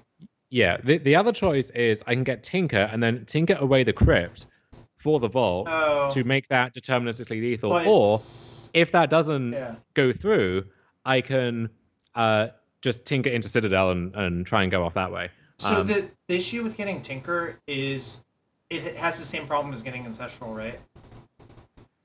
Which is if my blue source goes away. Exactly. Yeah. That is a big problem. For the reason I described, I figured once they use a strip mine, it means they likely don't have a Wasteland in reserve, and I have a force in case their next strip effect is Crucible instead. So I figured I was a little more insulated against that, and then in theory, Saga eventually can represent a blue source in a few turns from now. So the other thing is, if they actually waste you off that, you just make 2 constructs, and I don't think you actually end up that in bad shape, right? Yeah, and I'm making Saga as my land drop this turn, which means like it's a turn closer to going off, and I think in the face of this, it might be more tempting for them to waste a Saga over the sea, in which case I just kind of get to have it all there. So they pick up Jegantha and just cast Jegantha, and so at this point, like I've got it locked up. Yeah, but you're like, oh, they have a sphere. I force that, and then I have exactly enough. Romulo says, "Oh, that's me. I'm 189888." Oh, hey, good to have you here. You made top 8 too. I say. Feingersh says plays NBC as per draws BC. You can't really argue with that. Versus Citadel? That's a banger, Feingersh. No, bad card in Sings of the Steelwind. Oh, sure. I mean, that card. Look, when that card costs 3 mana, that's a good card, even by 2021 standards. I mean, I don't think we want to play Tinker Sings of the Steelwind in Standard, do we? Oh, I mean, I do. Okay, yeah. This hand or this game, I just kind of go nowhere. I figure maybe I have now to just gun a fast Tinker or something. Yeah. No, but on 5 cards, I'm keeping that. Your other hands were not very good, it looked like, right? Yeah, it was like a bunch of Urza Sagas and spells I couldn't cast. This is actually not that bad, like all things considering. Yeah, I'm really hoping that they just have like a Golos or something, and I get to. I actually have to spin top, hoping to find a mana source. So there's still a sweat, but. Wait, what did you seal for? Did I seal for Academy? Maybe I did. If you sealed for Academy, I don't know. That was weird. I'm trying to figure out what you sealed for. Oh, I think part of the issue here is I know that this 5-color Sharp deck has Pyroblast. Oh, I see. And it's like, okay, well, if I just shove on that, then there's no coming back. Whereas Academy, like... Oh, no. Okay, what it was, I sealed for Tinker, and then I span top, and the replay kind of span through that, I think. Sure. Okay. And then... Yep. Yeah, and then All right. So here's the interesting thing. I have my top three are Academy, Tinker, Merchant Scroll, and so I think what I was trying to set up was like Merchant Scroll for protection, and then Tinker. The issue with that is if you look at how the mana plays out here, that doesn't actually work. Yep. I guess I could find Force, but then I need another blue card, which and I'm having to spin my top, so I can't like regulate the top of my deck in the right time frame for that either. So I actually should have just gunned Tinker, which, as it turns out, was I assume they had Pyroblast already. If they drew it that turn, then I obviously feel like a doofus, even more so. But No, yeah. I think they probably had it, honestly. And Academy gets stripped and the game is over. So yo, we go to game 3. we got a Yo hat raid. Shout outs to Oh, Gabe, thank you. Dom's covering his top 8 run into the Vintage Showcase Qualifier top 8. Where, Yeah. Unfortunately, he was not the winner, but you know, top 8ing one of these is always a good time. Yeah. So this game was actually wild. I'm keen to see if my opponent here sit in the chat if they have any insights on this. But so I end up keeping this hand. I figure I can go Soul Ring into top, and then next turn potentially Seal into Tinker, flip top Tinker, or flip for whatever else.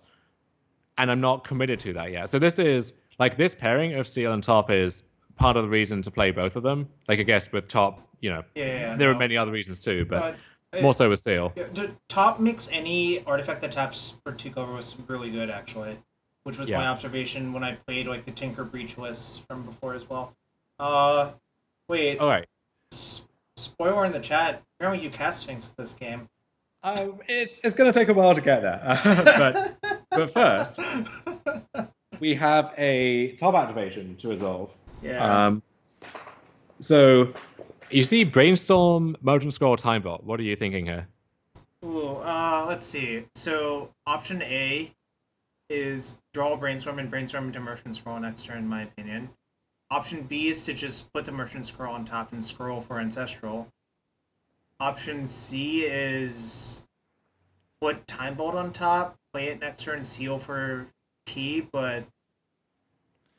Yeah, I potentially could scroll for either Hokul's Recall or Forcible as well, depending on what it comes down to. And yeah, the Time Vault is a little tantalizing because it offers the possibility of going for Seal and having it locked up. The issue with the Tinker plan, the Sphinx is in my hand. Yeah. So that's an issue. And if I get the Citadel, I've had to flip my top to do this, which means I don't have a top anymore. So usually, uncontested Citadel from a high life total is going to be good enough, but not always, right? Right. I could easily hit a second land for the turn, they untap and play a Trinisphere or something, and now it gets dicey. So I think I would put the Brainstorm in my hand for a bunch of reasons. I think just brainstorming. Hold up here. So we're using our leftover mana. Yeah. Okay. Sure. No, I mean for your next draw step, you draw the Brainstorm. I know we're stacking it, so you should put the Brainstorm on top, and then you can eventually just Brainstorm and shuffle away the Sphinx as well. Yeah, I figured that was good. The issue becomes if they have a Sphere effect, I kind of want to be able to scroll for Hokul's Recall to get myself out from under a lock, and against a Sphere effect, which is what would incentivize me to do that, the 1 mana difference there to either respin top or to lose my top to draw that card, it could be a difference maker. So end up thinking about this for a bit, and also internet issues coming into effect. End up putting Brainstorm on top. Oh, you had internet issues at this point? Yeah. And so turn 1 Trinisphere off a Saga. So I'm facing down maybe the scariest lock piece, other than a Null or something, but I mean Null would kind of KO them too. And also a fast clock in the form of these Urza Saga constructs. So this game is looking a little dicey. I end up having to re-scroll on upkeep, or re-top on upkeep, so to draw the scroll, and now I have to scroll for Hokul's Recall. Yep. I think that's forced. I don't think you can do anything else.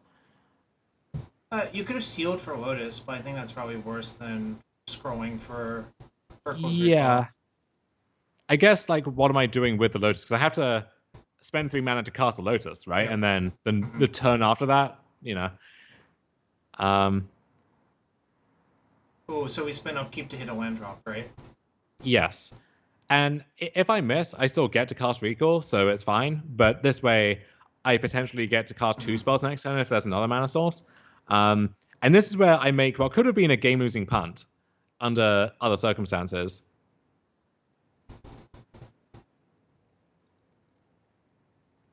Don't see it yet. Don't see it yet. So I get wasted, they play Lantern, and they attack me. I take the 6, aiming for end of turn recall to unlock my hand, and it gets Pyroblasted. So I could have, when they made a construct on my end step, recalled then the Saga goes away. They get to recast the Trinisphere, but then they don't have a board presence. So the upside, like the ceiling is a lot lower, but the floor is a lot higher there. And so now I'm thinking, all right, well, I'm just dead probably. I top on upkeep again because Trinisphere means I basically only get to pay mana in increments of 3, and so there's actually 0 downside effectively to using my 4th mana to top. Don't really find anything too appealing, but I figure Yorgwill, like with recall, maybe is going to be handy, and I figure I have to seal for another recall. Yep. Right now, but really not liking my spot. Well, and the awkward part is you have to cast this Hurkyl's Recall inside. Oh no, I guess you can just do it now. Prevent them drawing a Pyroblast. Right. I have to do it before they attack, and so with that in mind, I may as well do it now just to cast spells on my turn.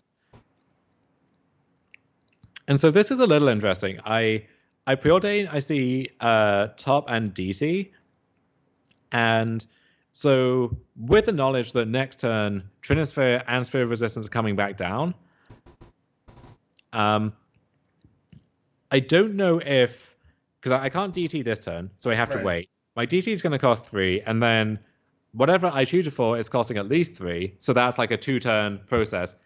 And I know they have Gigantha in hand. So it's not clear to me I'm going to have time to cast whatever I DT for, and whatever that spell is going to be under Trinisphere or whatever, right? Yep. And Sphere, so like I can't tinker into Citadel and go off. Firstly, because I'm at 2 life, so I couldn't do that anyway. But also, so I figure like, what is this actually doing for me? I end up drawing it, but I don't know if that was right. I didn't have a plan in mind, I think, and so given that, maybe I meant to just take a draw instead. I think I would have bottomed the DT because also I think I'll land into like a powered up Yorgwill if they somehow. Oh, I'm not sure actually. Maybe you are supposed to keep it. Huh. Yeah. So I DT. Oh, okay. Yeah. This was going through my mind. I DT for Academy because that's basically free with the setup I have. Then you play your Mox out, and then any white source lets you cast Sphinx of Sealand, right? 3, well, 4, 5. White source cast Sphinx, but also through this at the moment, I can cast Yorgwill, that casts a Hurkyl's Recall, and then maybe we can make something happen. And their turn is just play a bunch of mana, put that into their hand? Yeah, so now... So, what happened? Do you have, like, a lethal line I'm not seeing? No, I just get to value Will, basically. Draw Citadel, which, not a great draw at this point. Is what you did even better than just playing Sphinx of Sealand? How do I do that from here? I guess No, you drew Flooded Strand for turn, right? No, I preordained and saw Flooded Strand. I'm pretty sure. I thought you drew a land for turn. No, I cast... maybe I'm wrong. Because... I drew the Tarn, yeah. Hold on, look at your Exile Zone. There's just a bunch of preordains, right? Which means they're all... So the preordains from Yorgwill. So what that means is you had 1, 2, 3, 4, 5, 6, 7, 8, 9, 10, which means you can cast Sphinx and steal one. I think I would have just cast Sphinx and then the next turn done all this other stuff. So yeah, I town for Tundra, then I get to cast that. I'm wondering why I didn't do that.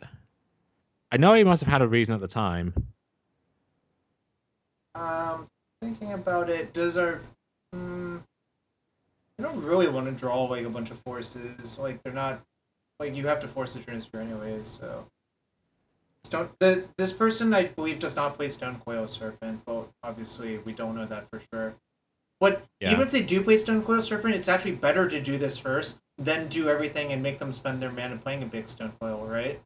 Right, because then I get an attack in with the Sphinx. Yeah, I'm not sure why I thought that then. You can play Stone Coil with Gigantha. It only has 1x in it.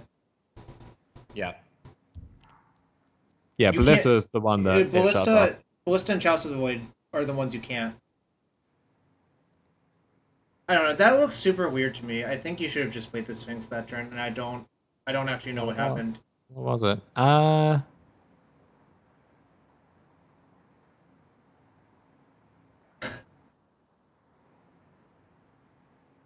to figure it out.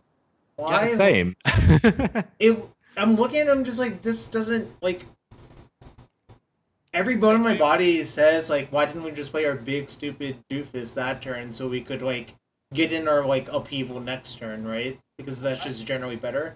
I'm gonna fall back on the replay being bugged somehow, and you know there's some. Hold on. We have not seen a bug yet. Jarvis, you are the most vocal critic of the Magic Online. I just want them to fix it. I just want them to fix it so this is better for us. Is that fair? Yeah, that's fair. So yeah, they play a bunch of stuff out again, and they balance, which actually doesn't really do anything from this point. So now you have to play it this turn. Okay, so I guess you played around balance perfectly. I'm the doofus. Oh, yes, exactly. Yeah, that's exactly it. I don't know why.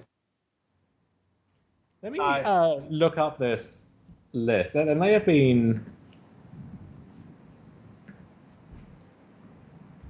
I'm not sure. Like, was there some card I was scared of that's unique to this list? I didn't think so. I don't think so either.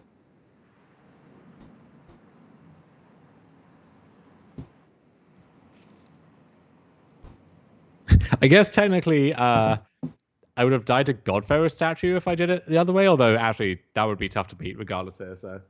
I do not think that, yeah, you're not allowed to worry about that one, I think.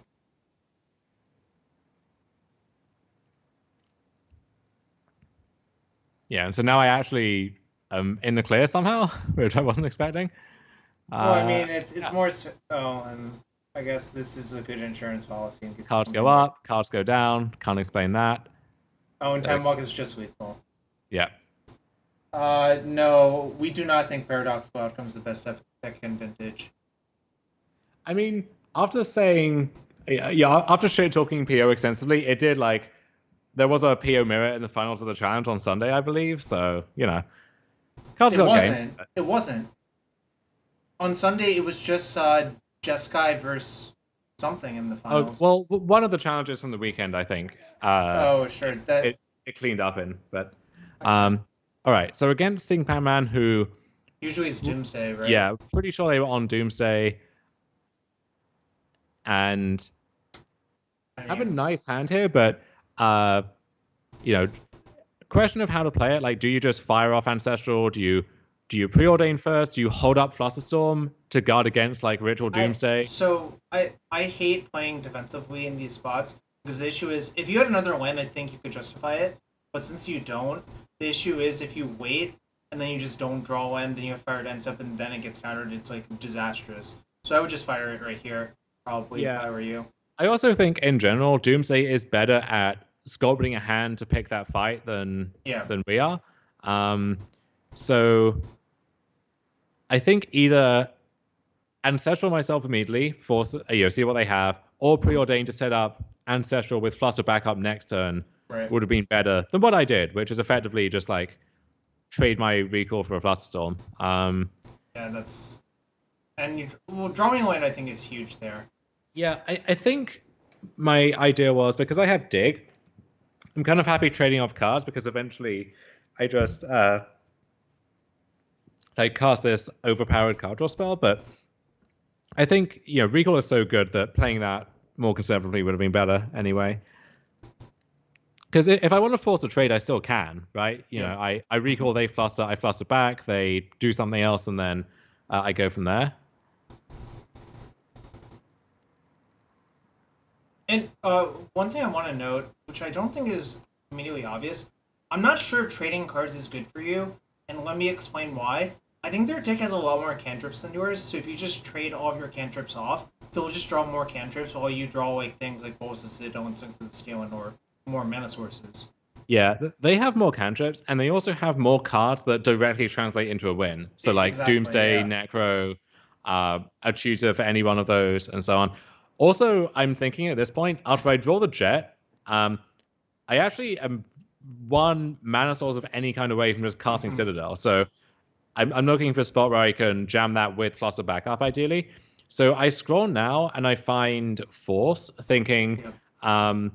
I now have 2 layers of protection against a combo on their turn, and then I can work towards either like a fight over dig into Citadel or Citadel with protection of some kind. I might have just cast an end step dig if I were you. I think you had exactly enough. I can see that too. All right, so I draw Lotus, which is Interesting. kind of insane. I would And just so jam. Yeah. now I have a lot of options, and against 7 cards, they're not doing anything. Like, it seems plausible they could have like several things. So I decide, what if I just pass, and then if they try to combo me, it's easy to fight them. I can even hardcast Force if it comes to that.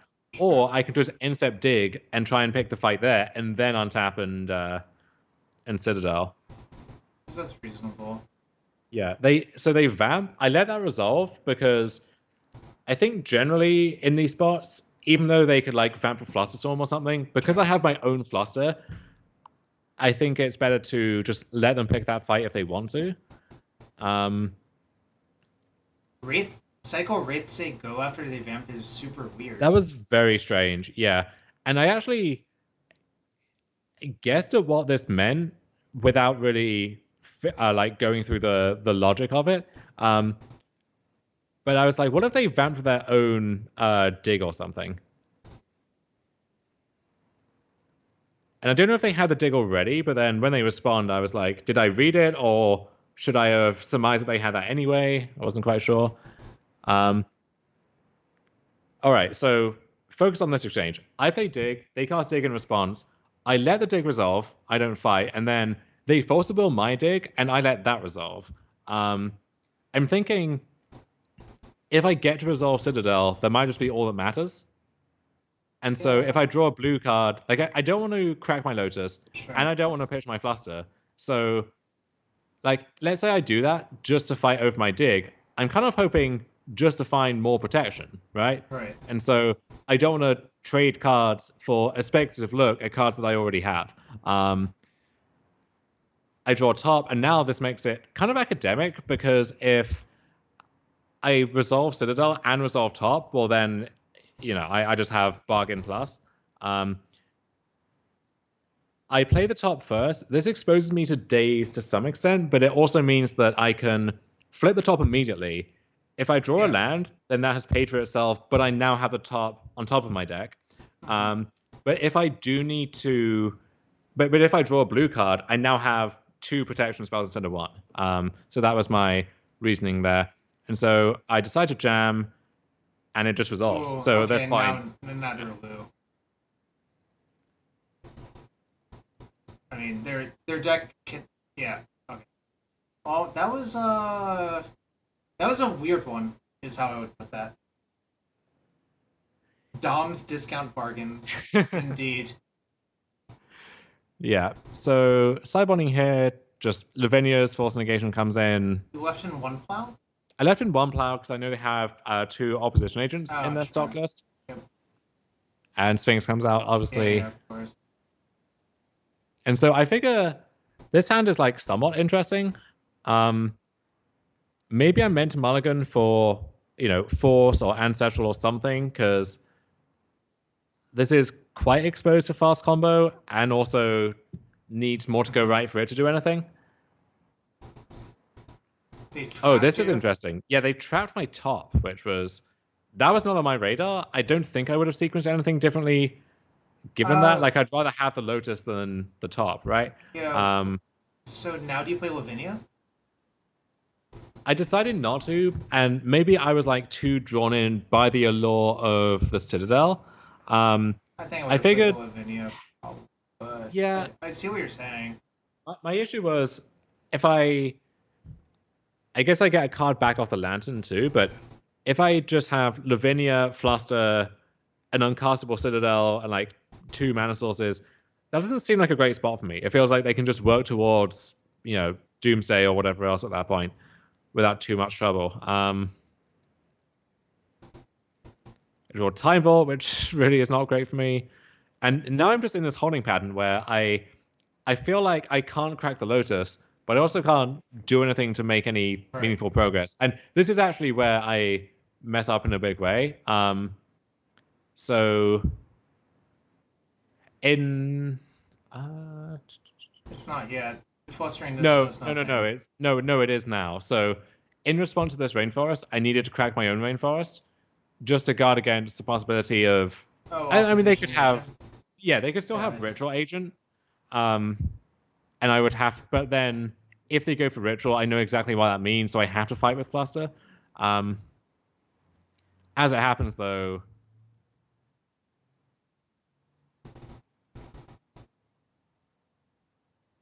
Well, let's say you're yeah, kind of dead, honestly. yeah, I think I'm dead regardless here.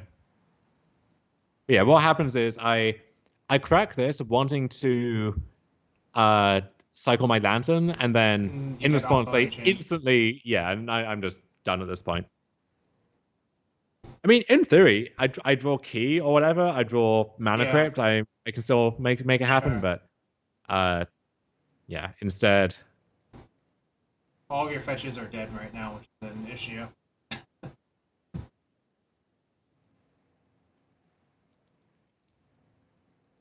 I assume this thing beats you down all the way. Basically, yeah, so I draw mentor, think about when to like pick the fight over mentor, but they dig, and then yeah, I think this is actually a consult kill with Oracle at some point here. Yeah, Oracle, Yeah. Yeah. Mhm. consult, yeah. Yeah. Oh, And they had a bazillion cards at that point, so it felt like the end was nigh in some way. the end was nigh. Chat, the end was nigh. Let me see here. Did I board back in? Yeah, I bought it back in Second plow. second plow over the lantern. Yeah, the lantern. I was about to say. I don't think lantern does really anything versus them. Yeah.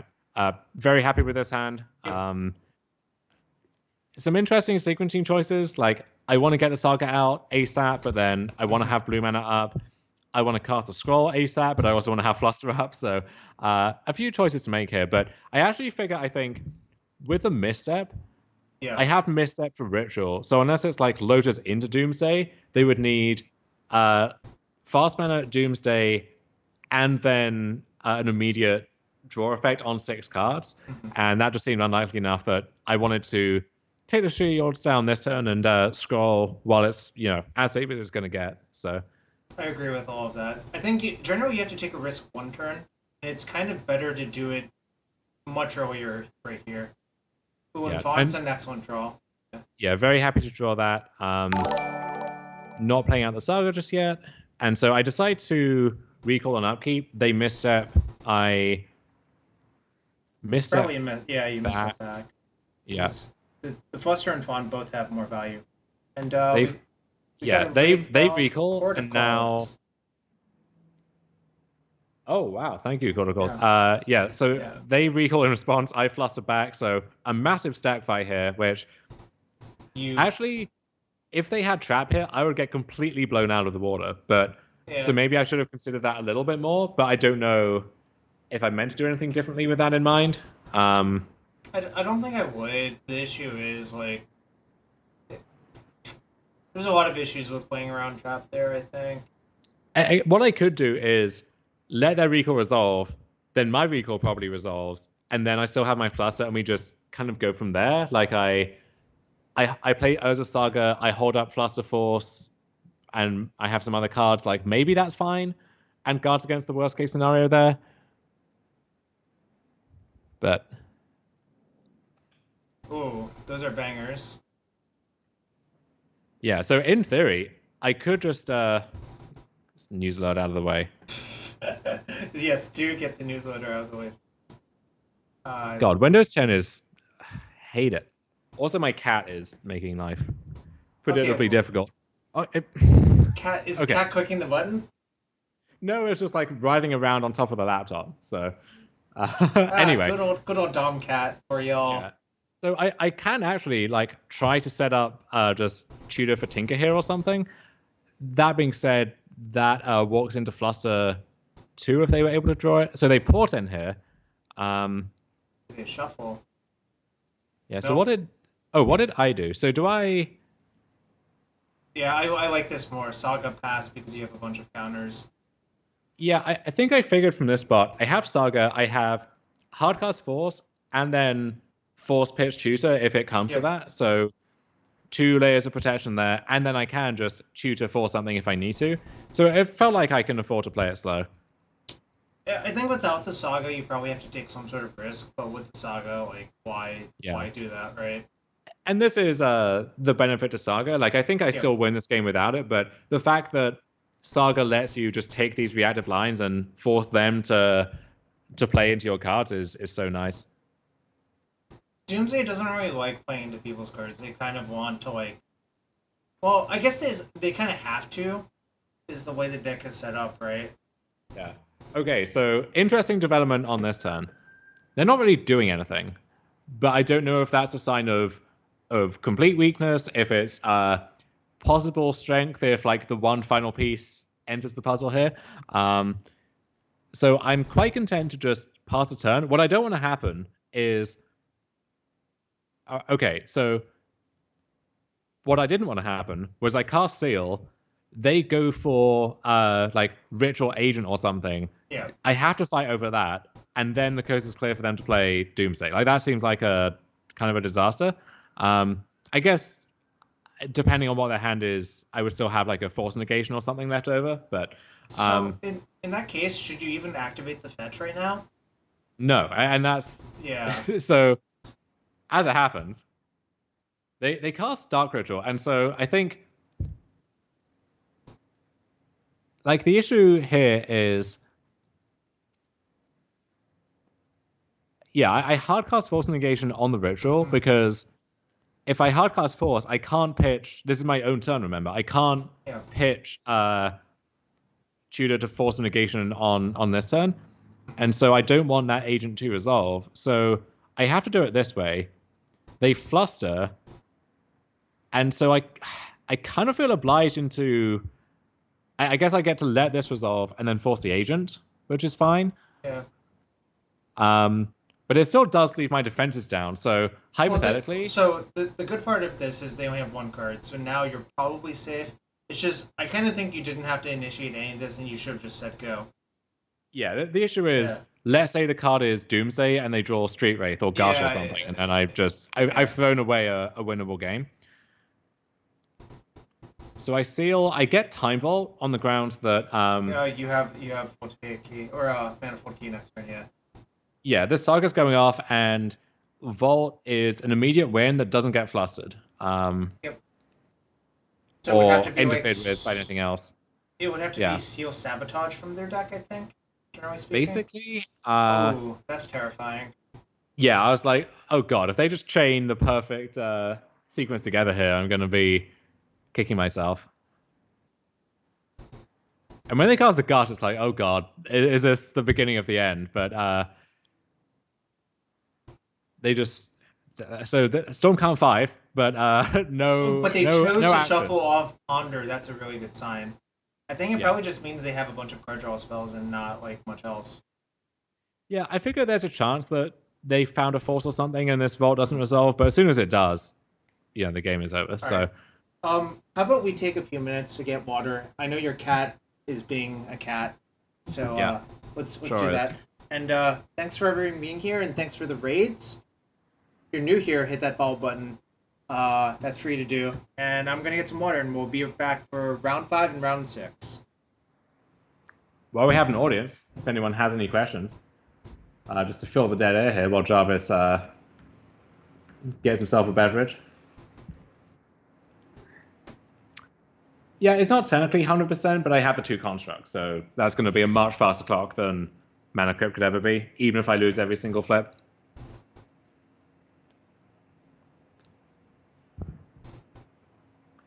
Do I think Dredge is real Magic? Dredge is the only real Magic. You know, everything else is just absolutely not what Richard Garfield intended.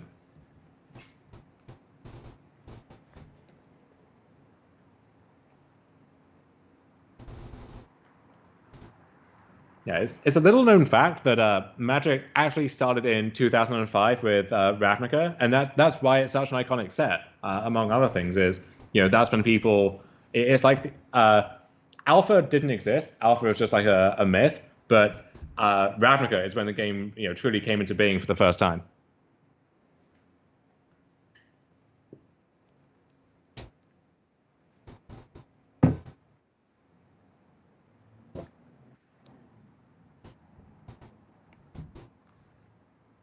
Wait, what did I miss? Oh, I was just spouting some Magic creationist conspiracy theories. Why would you do that? Or okay, hold on. What's the theory? What's a conspiracy theory? Well, someone said, "Is Dredge real Magic?" And it is the only real Magic. And so, Magic didn't exist before 2005, as far as I can tell. Oh, Pat Sullivan would have a nice boxing match with you right now, in which you would very easily get pummeled. Oh, 100%. And I know you Brits love your boxing, because why else would you have a holiday called Boxing Day? I don't know if that's what that is exactly. Look, I had to take the cheap punch where I could get one. Alright, we're on to round 5 now? So round 5 was against Twinner's Twin, who, because we were both locked at this point, and seeding doesn't matter in the top 8 of these, they conceded just to not, give anything away and to let me be the 1-5-0. I think they have some superstition there from last time that happened to them. So we move on to the quarterfinals against Bug. And this is the one I'm a little scared to watch, because if it turns out that I did make some game or match losing mistake here, then, I'm going to beat myself up about that a bit, but we'll see. Here's the thing. Everyone makes mistakes. Right, and also, I view this event as kind of a free roll anyway. Like, was not expecting to, qualify for a vintage showcase playoff. Yeah, of course. And I was on holiday too, so there's always the ocean waiting for you, or the lake. Yeah, it's a lake, right? Oh, Falcon Eye is in the chat. It looks like. Yeah. So I just got lucky, if I remember correctly. Well, I mean, both can be true. You could get lucky, and I could make some horrific punt. We'll see. Ooh. Brainstorm's a good draw, though. Yeah, pretty happy with that. Happy just leading on soaring here. And this, I thought this was like, wow. Downs. Okay. Just making a bold statement. I'll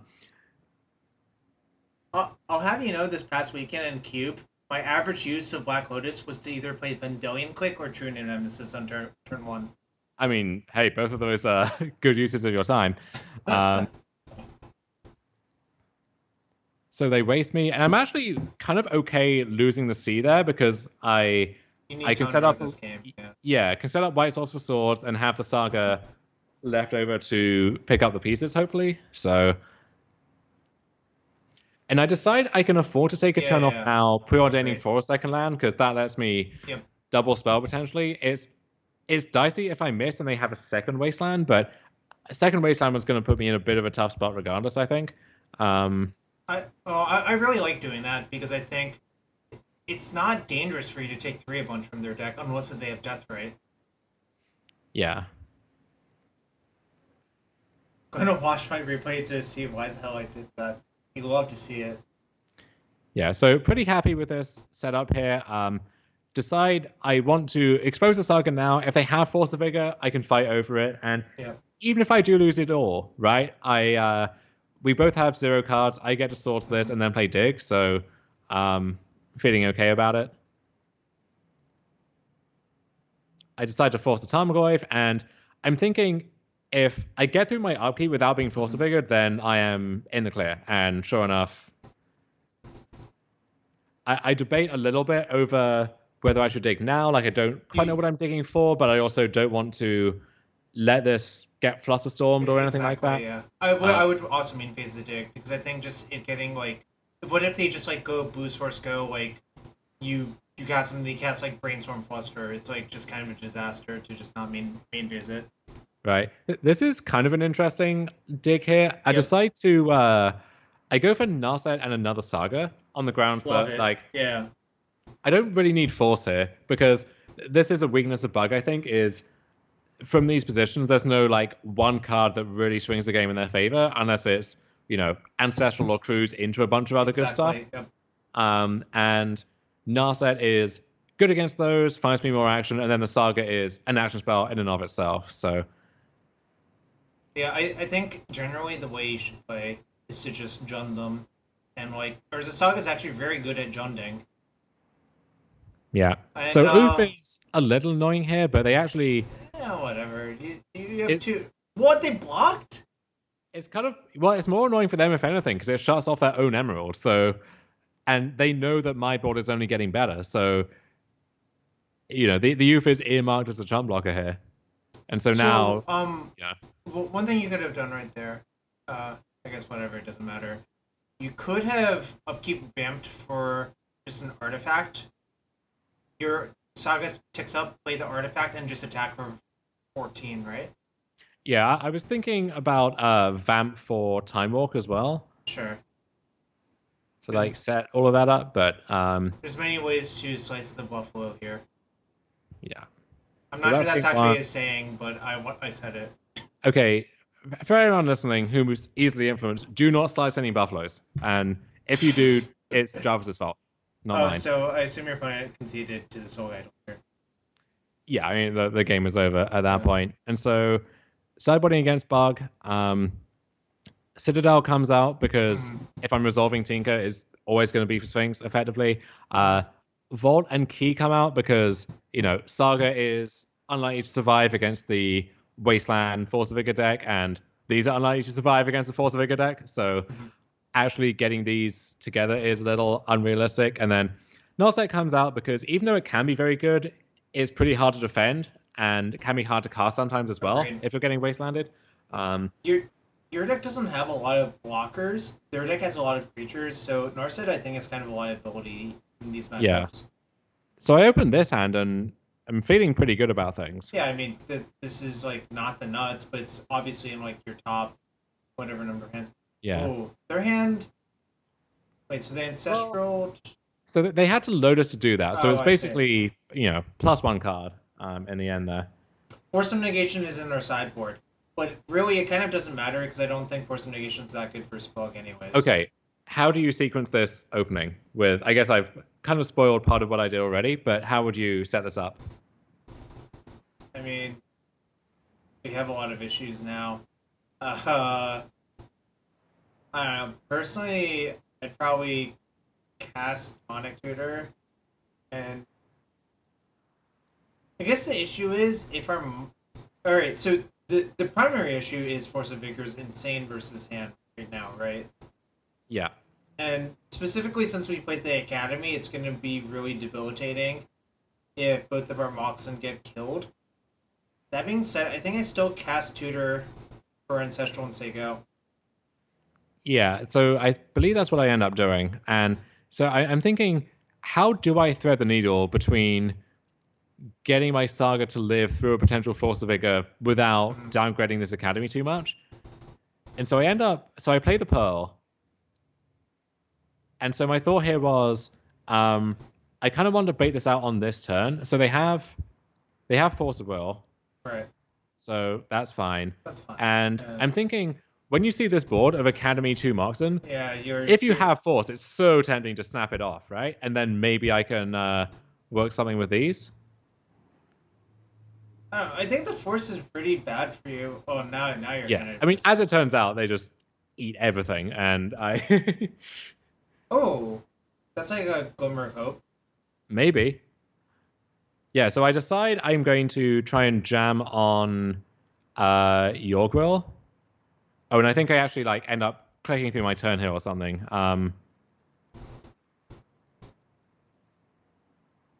So I'm like, please be Tarmogoyf, please be Tarmogoyf. Yeah, you definitely don't want it to be Oof. Time Walk, okay, whatever.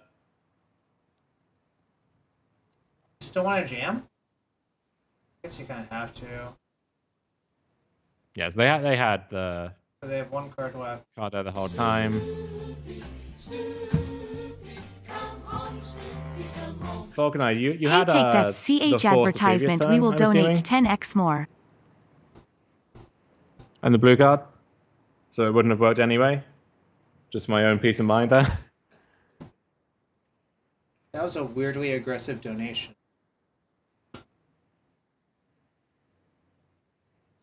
And yeah, at this point... Oh, there was like some big thing. Yeah, Falcon Eye was just asking if that previous turn, before I went for it, if you had the Force and the blue card at that point?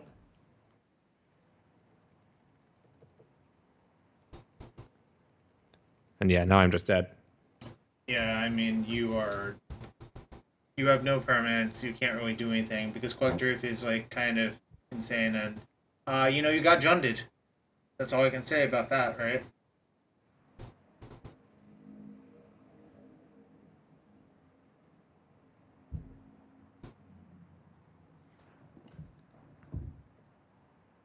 It's Cardboard Live. Okay, and then game 3 here. Hold on. Let me address this. I don't understand what the issue is. This is Cardboard Live. It's not.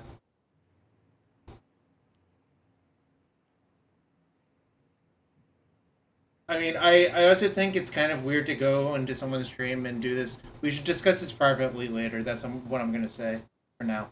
Anyways, carry on, Dom.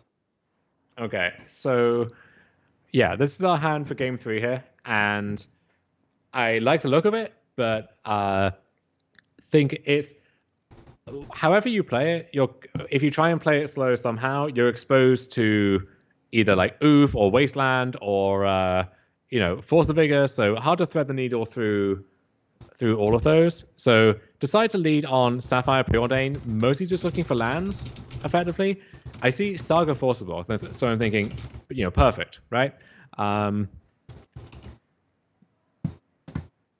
Okay, you did. That makes me feel a lot better, Falcon Eye. Yeah, I didn't just, throw away a potential semi-finals appearance there by just clicking through my turn. Okay.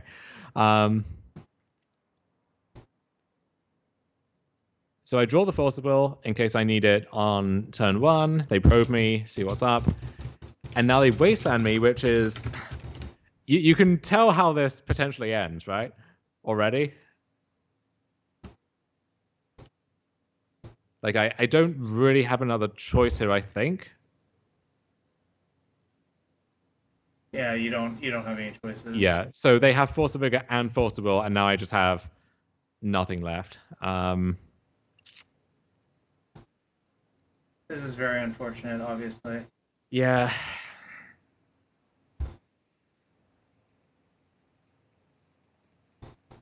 And yeah, that does it basically. Yeah, I don't think this game was particularly winnable. It's Cruz, here's Oko. You kind of just got Soul Tide. Yeah, and that's you can say I got vintage or whatever. I think it's hard to you look at those games and game 1 was a runaway in my favor, then game 3 and kind of game 2 as well, although not really. It's like, oh well, how could you ever possibly beat this deck, right? Wasteland Forces, so much to slog through. But I think a lot of this is just finding ways to get your chips in good enough of the time, right? And just setting up these spots. And I think in the bug matchup currently, this configuration is able to do that. But yeah, I mean, sometimes that's going to happen, right? Right. Yeah, I mean, shit happens. I mean, you had a good run, obviously, I guess you only played 5 matches effectively, which is kind of funny. Yes. Yeah. I mean, really cannot complain about 3 back-to-back top 8s in in Vintage. Format that I didn't play and didn't like, and still have mixed feelings about, but more sympathy for it now than I did in the past. Yeah, so I mean that's Vintage, and maybe you'll get to 2000 soon, which is a challenge or two later. I'll take the 1905. That's fine, and I don't expect it to stay out there for very long either. Dude, I'll I be know you dusting off some love. points in the leagues. I was gonna say you love your whatever decks. You love your decks that aren't very good, frankly, is how I would put it. Whatever is a good word for them. Yes.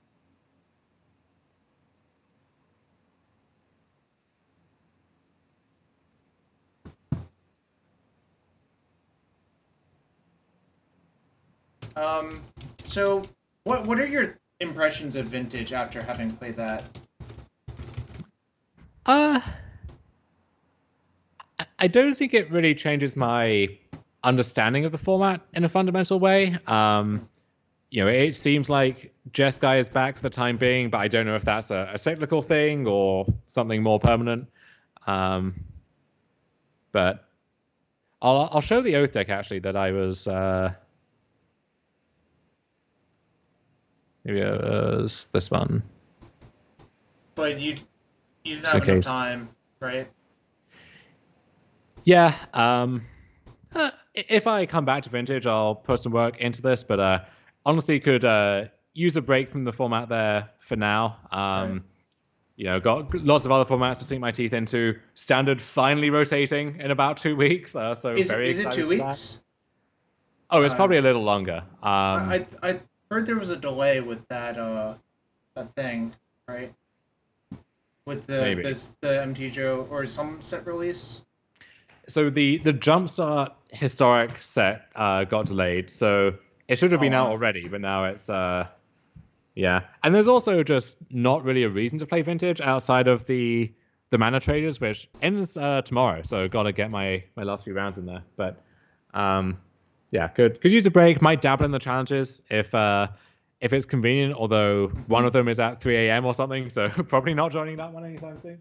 Yeah, I don't understand the 3 a.m. ones either. Well, not for us, anyways. I mean, there's like a big Vintage community in like Japan, right? And there's a European crowd, and I'm sure they appreciate having something that's more conducive to them. Oh yeah, it's true. There are other places besides the United States for Magic Online, of course. Like Japan is the big one. Like 3 a.m. is much better for them. Like not even close, right? Yeah. Juan asking, do you think Saga is a card that needs to be restricted in Vintage? I don't think so. No, I think it has some vulnerabilities, which you saw on display in those matches. It's a really strong card. It's an interesting card.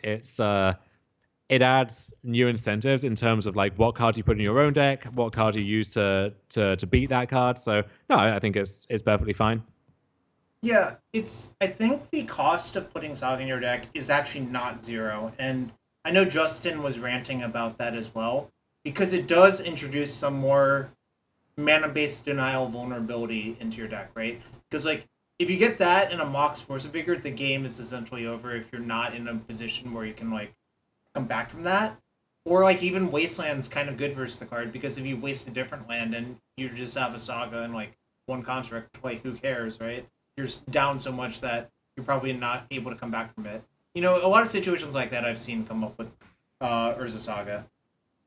Yeah, which is why I think you need to be able to treat it as a spell for the sake of deck construction for the most part. And PO, when you have like a bunch of Mox Opals and so on, is actually really hard to justify doing that because then your deck is so full of air and mana sources that, and then that casts into room for other stuff, which is action itself or increasing the consistency of your combo. So definitely some deck building costs in that deck and across the board in general.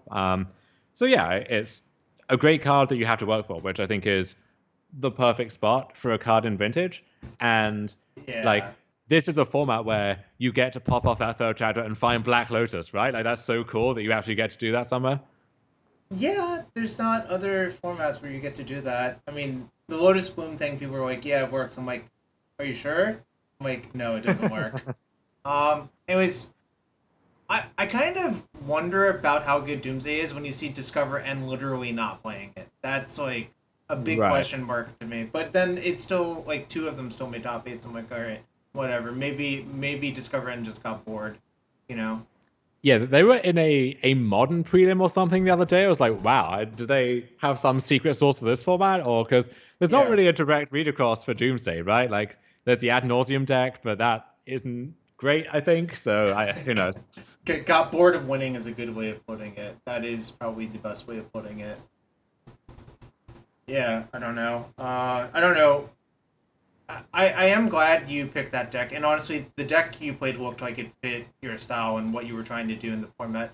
I kind of think that's underrated because I think if a best deck is like the best deck by not so much, but you hate playing it, you're probably not going to do very well, like on average.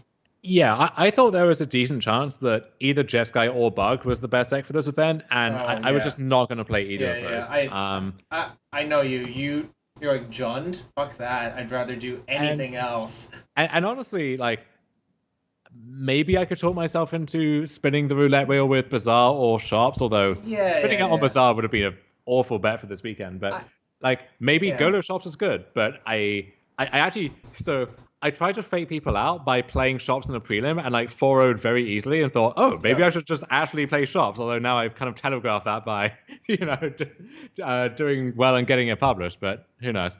I kind of think this deck is actually pretty good, but it has some very polarized matchups, which I think is the major issue with it. The Like, Shops deck. yeah, it's just like also I think play draw can be an issue as well. Uh, oh, you cut these archive traps. I guess it. I don't know. I guess Doomsday is like kind of whatever, anyways.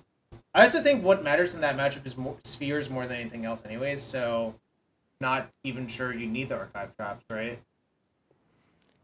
Uh, well, I think actually the argument, if anything, is this is a really bad matchup, and spending the slots on trap, does that do enough to salvage it? And especially in a field where if you don't expect many Doomsday players, maybe you decide, all right, I'll cut the traps, which are only good here. Make sure I'm like bulletproof against Bazaar. Maybe I add some cards to the mirror or something. Like I don't even know what that would be, like Wormcoil or whatever. Um, and maybe I need some cards with Bug or Jeskai, and those are better uses of those slots. Oh, I just realized I'm looking at deck lists I didn't share with you. Oh, okay. Yeah. Well, Can you screen share those yep. with me? Give me one sec. Let me find the button. The button. This button. Oh yeah. So this was your shop stack from before. I guess. Yes. I guess they all look identical, so it's like kind of irrelevant whose it actually is. Right. Yeah, this was just effectively copied and pasted from someone else. Obstructionist is good versus Doomsday if you can make blue consistently in your deck, which shops cannot.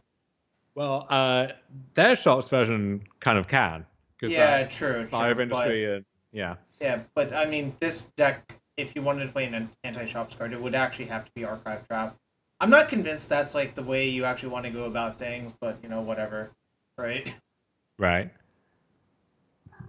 So yeah, the deck is fine, like pretty good for what it is. I actually found Revoker like very mopey a lot of the time, and it was like often if I didn't draw Golos, I wasn't really doing anything, and that's where Saga actually plays a pretty big role, I think. Just giving you like a good uncounterable threat. Oh yeah, yeah. Urza Saga, I think, kind of. I don't want to say how shocking how good it is, but it's really good at like pressuring people who don't want to do things. And I kind of think that's a healthy thing in a lot of ways, you know? Mm-hmm.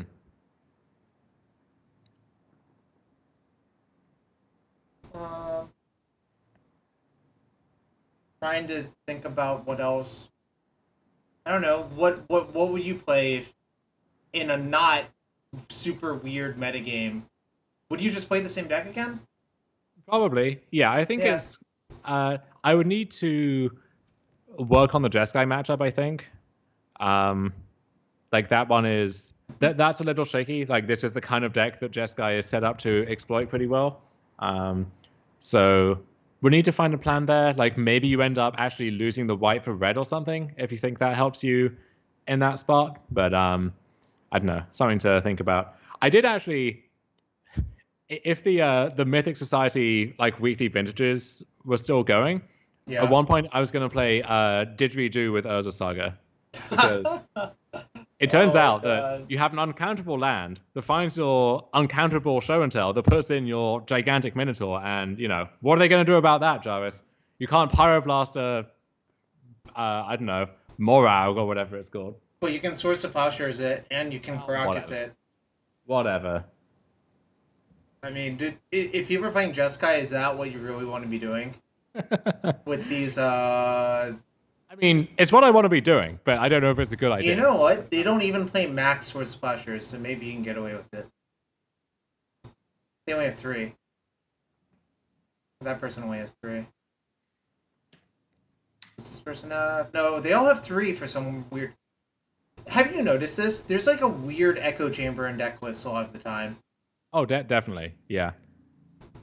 I'm just like, can y'all just actually look at it and decide this is what you actually want to do? Or can you not, I guess? I'm not sure. Yeah, it's like, oh, you all ran the numbers and decided one Daze, one Jace Fringe Prodigy was the right... Your one Ragavan was the split you wanted to... The Daze thing I understand more. I kind of hate the card. I don't think it's, like, actually great in my experience playing this format, to be quite fair. But it does do one thing, and there's this Mystic Sanctuary card, and it's really good with that card. Oh, yeah. So that's the real reason to play it in my book, but I don't really love it on average, and I think it's like kind of not good a lot of the time. So I would personally not put it into my vintage decks, but I understand the appeal. This is the last bastion for Dreadhorde Arcanist. Unless if you really like bad modern decks. Oh, I had bad historic decks? Although, I think actually that's like a really good historic deck now, so... Oh, I'm skeptical, but whatever. I don't play that form anymore. Plus, it's not even going to be the same anymore. So well, that's what I mean. Like, you get Arcanist with DRC, looting, Unholy Heat. Like, that's something. You know what? It was Numot. Huh. It was back in the trenches with his paradoxical outcomes, I guess. Yeah, Numot was streaming, I assume, Mana Traders matches to, like, in Vintage, like 800 people earlier. It was wild. Oh, sick. That is pretty sick. And like honestly, if you said a year ago, oh yeah, Numot's gonna be like Rivals League member, Vintage Crusher, it's like, oh wow, this is a real journey that they've been on. I don't know. Do they mostly play limited still? I assume, right? It may be that like that's where their sympathies still lie, but the demands of being in Rivals have pushed them otherwise. Maybe, I don't know. Like, Vintage has nothing to do with either of those, so I assume he was just playing this for fun. Or, like, I guess Vintage is kind of fun once in a while, right? Yeah. This is kind of a wild list, too. It's basically very little protection, and it's kind of like dual laser, 4 PO, but also Hull Breacher, Time Twister, Days Undoing at the same time. I kind of like this list because it has a lot of threats, and it still has enough Urza Sagas for that angle. This is just a very threat-heavy list of this deck in comparison, right? Like, he doesn't sit around waiting to try to defend. He just... I assume the way he plays the deck, he just always tries to initiate. He's like, okay, here's my bomb. Oh, you've countered it? Here's another bomb. You counter that? Alright, here's another bomb. Oh, you didn't counter this one? You're dead. Yeah, basically. This is more like a Dark Petition Storm deck in a lot of ways, rather than, like, a traditional blue deck in this format, I would say. That makes sense. Yeah, I mean, I love Dark Petition Storm, but I don't think that deck will ever be playable again. Which is sad. That is really sad. When Dark Petition came out, people went bananas for that card. I think probably rightfully so, honestly. Yeah, it really did offer something promising, but just, I think the format has kind of moved past that startup deck at this point. You don't really want to do that. There's so many Fluster Storms. Like, the Chopsticks are better. And the real issue is, and I think this is quite a big issue, it's really hard for that deck to get better. Like, it requires very specific printings, essentially, right? Yeah.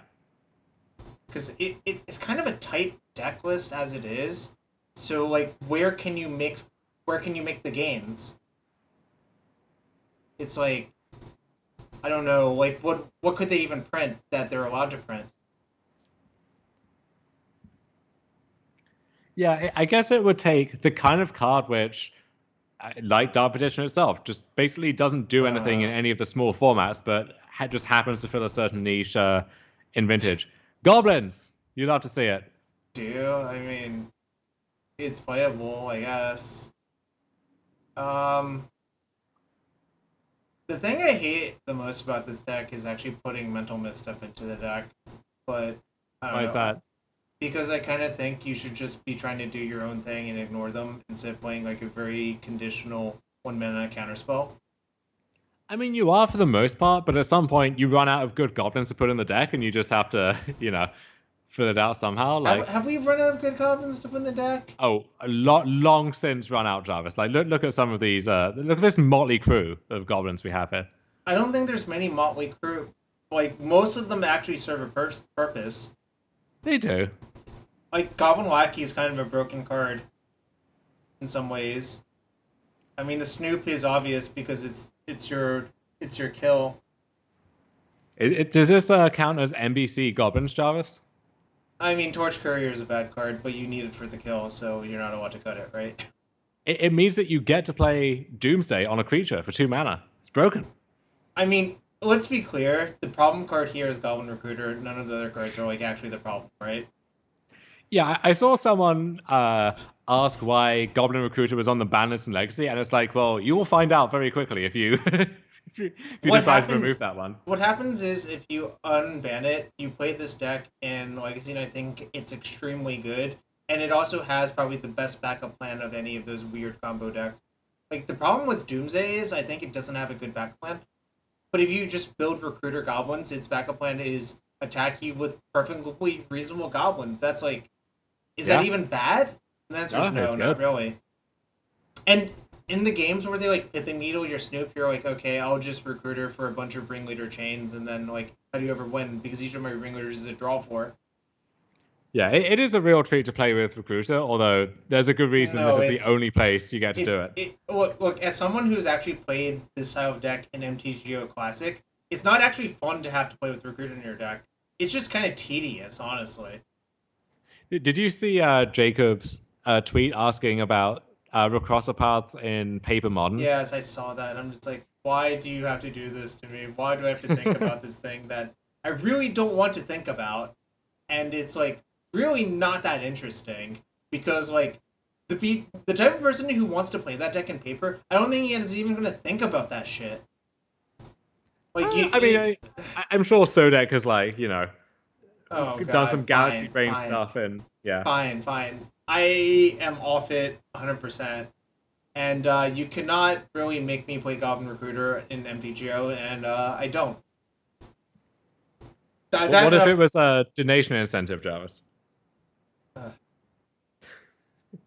I guess maybe I would consider it. Ringleader Super Redundant Vintage. Yeah, no, I was talking more Legacy. If they unbanned Recruiter, you could like do a lot of like shit that is probably not okay, and people would get real sick of it. Like, Recruiter into Ringleader is kind of degen if they have a Pithing Needle on Snoop, right?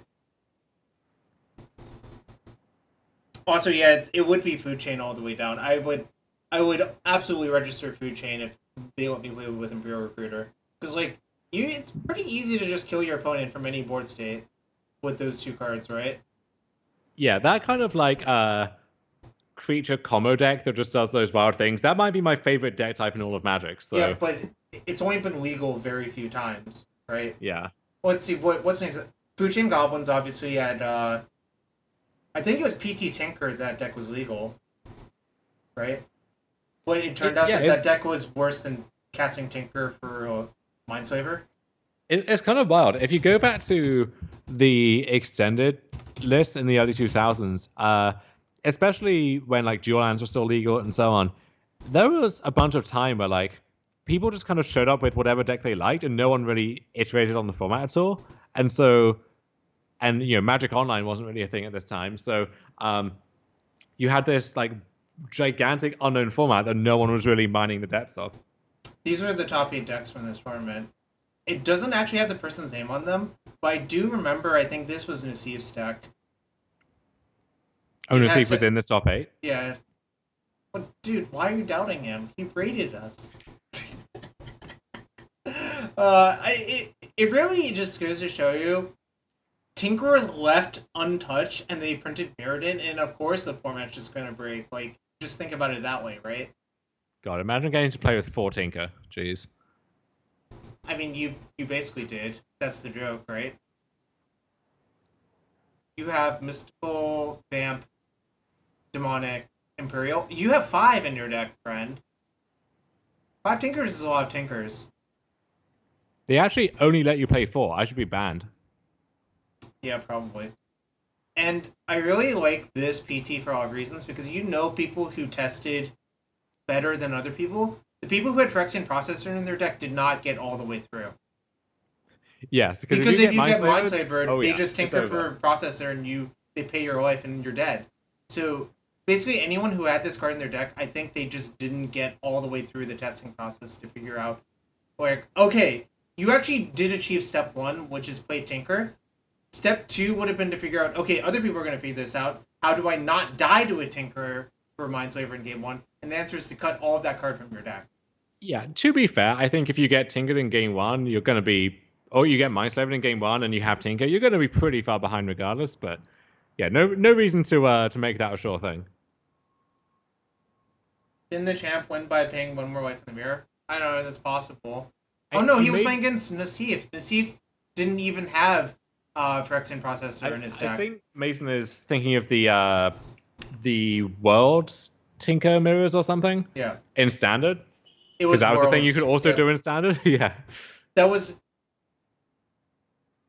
Yeah, Finkel versus that Bob. was Bob Maurer versus Finkel. That was mono blue Tinker with no Mindslaver in Standard. Here's a subplot from that PT. So if you go to the bottom right of the event coverage here, you see Lavar forfeits. Yeah. So basically, you had 2 French players who were friends, had tested together, and both of them were in the top 8 with their deck, but they didn't want to. They couldn't reschedule their flight back to France, which is a lot of money to have to buy again on the day of. So they decided to play their match informally in the hotel room the previous night, so that at least one of them could actually make their flight. Yeah, it's really funny because it apparently cost them a lot of money to change their flight. That's This was a funny one. I do remember this because this was just a really weird situation where the incentives were all out of place for them, essentially, right? Mm-hmm. And obviously, I mean, like, yeah, I don't know. That was weird. I don't know. Wait, what was I gonna do? Try to find a Goblins deck from this PT? I'm sure it existed. Let's see if I can find it. Where are the deck lists? Oh no, is this one of the sites that got eaten by the transition?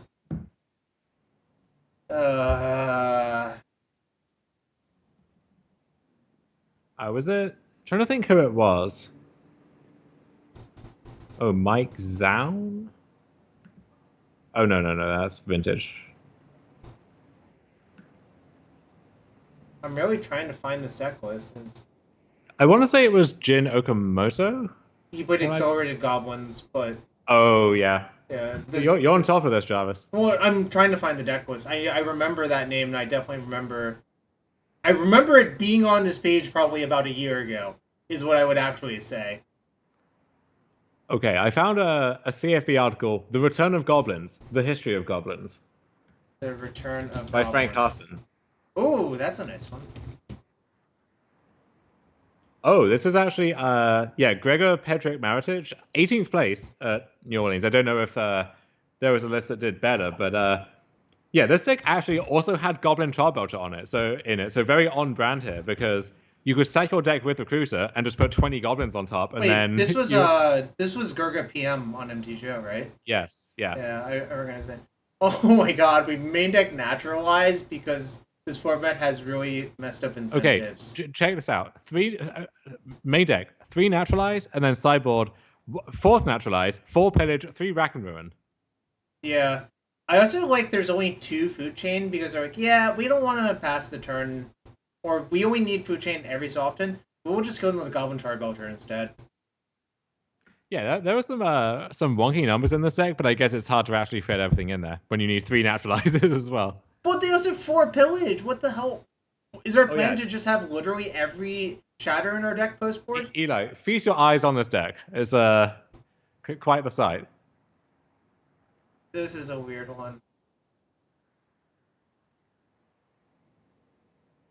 Yeah, I don't know. This, honestly, I'm not sure. Maybe this deck was good versus Tinker, but it seems like a lot of work to do a thing that like is probably like even versus the deck. Oh, I think the 4th Matron is 100% better than the 4th Power Driver, and yeah, but you know, not a nitpick deck list from almost 20 years ago.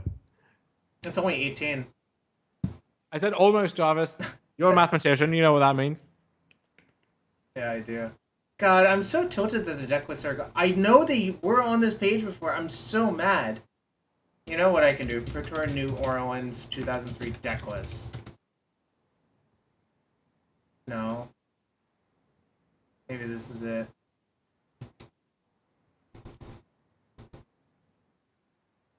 Nope, it's just lost to history.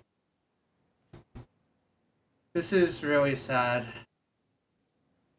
But yeah, Gabe Nassif, that was one of his earlier top 8s? That's what I want to say. I think this was in his phase when he was just top 8ing everything in sight. Yeah, that makes sense. 7 Tinker decks and 1 Dog player. What a... Nice. Oh, that's a Demar's article. Alright, let's see. Anything else to do today? That was my ramble about goblins. Saga blocks for me, don't... Balance card. Yeah, Ari and I had this discussion. Throne of Eldraine has quite a few busted cards, but Saga block was really where they should have learned their lesson. I still can't get over, the card Urza Saga being an enchantment that's actually all about artifacts when the Urza Saga block was just... I know, it's such exactly a good joke, right? It's the best joke ever said. No, that's the Aristocrats. What, the joke? Oh, yeah. So that Masters final, I actually went down the rabbit hole of watching a bunch of the old coverage, and this is Tinker versus Enchantress. Oh, let's take a... Hello and welcome to the... Hold on. Bob activates Middleworker and just flops this entire hand on the table. Welcome so to the last... making like a bazillion mana, and Nassif gets to see all the busted stuff that he's about to get demolished by. Oh my god, this quality is horrible. Was this back when they had it on ESPN too? I think so, yeah. Yeah, it's an uploaded like videotape essentially. Right. Wow, look at that kid. Oh, look at that handsome young Frenchman. Yeah, I said that. That kid. Oh, if y'all want a banger a match to watch, the Brian Davis Bob Maurer match is really good. Mostly because I think Brian Davis should have won all of his games and instead lost 5-0. Yeah. Yeah.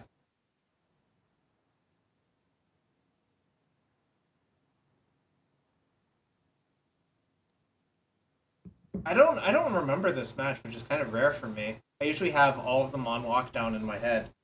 This one? Yeah, I don't remember this match like whatsoever. Well, this was a Masters final, so it doesn't have the same pedigree, I suppose, in those terms. It's still good to watch. Ancient Tomb, Grim Monolith.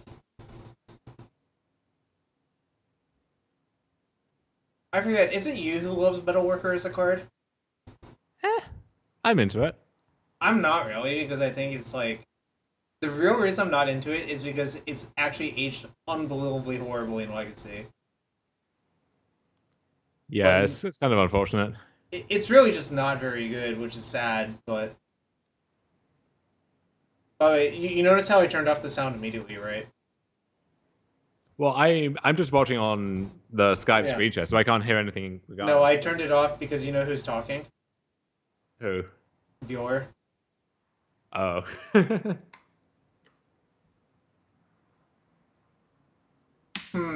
Tank, tank, tank, tank, tank, tank, tank, tank, tank, tank. Yeah, you might have to put this on like 2x or whatever to.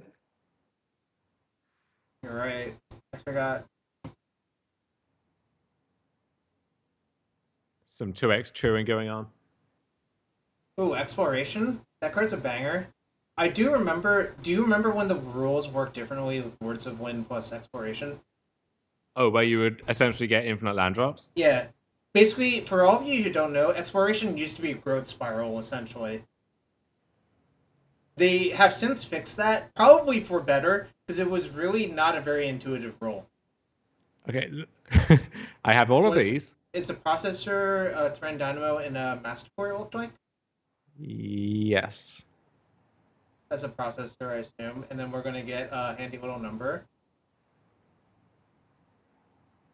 Oh, conveniently, that other card is right underneath the symbol. You see that? Yeah. So Mauer's at 6. He took 2 from Ancient Tombs. That puts him to 16. 10 life. It's a 10 life one, and that makes sense because it's always a 2-shot, right?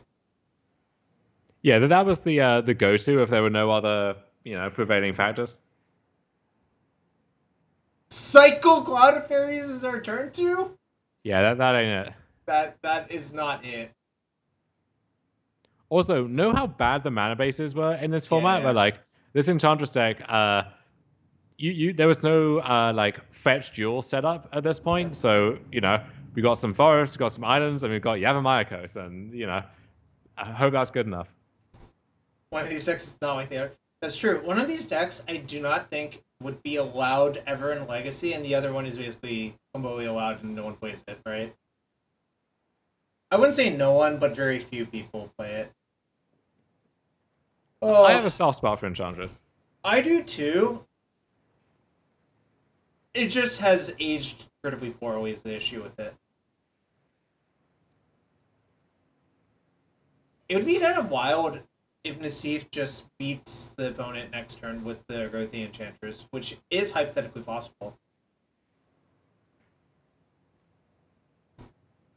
It's hard to know. So Mirrodin had just come out, right? Or even 5th Dawn or something, right? This is pre-Mirrodin. Oh, it's pre-Mirrodin, but Tinker is still legal, right? Yeah, I guess people just knew that Tinker was still busted even without the Mirrodin cards, right? Oh man, just could you repeat that? people knew Tinker was busted even without Mirrodin cards. Oh yeah, and once Mirrodin came out, it was hard to ignore, Well, you could play Scepter Tog. That is a legal deck. You could register in the tournament. Wait, what happened? Oh, is this Tanglewire? Oh, it's Tanglewire. Oh, this okay. So he floating floated mana, let Tanglewire resolve, and then Frantic Search. Right? Yeah, Frantic Search really nice once you have a bunch of Wild Growths and Serra Sanctums or whatever. But yeah, one of these decks is definitely not like the other.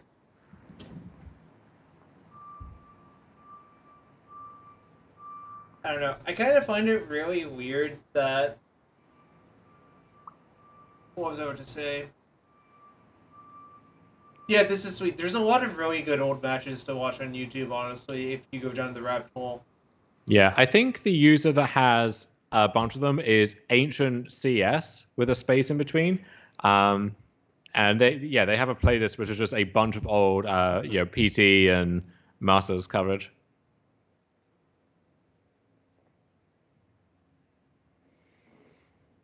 Frantic Search to get around Tanglewire is super nice. And honestly, it's probably one of the few ways Nassif's deck can actually get around Tanglewire, because you think Enchantress, what do you think instant speed? I don't. Do you? No.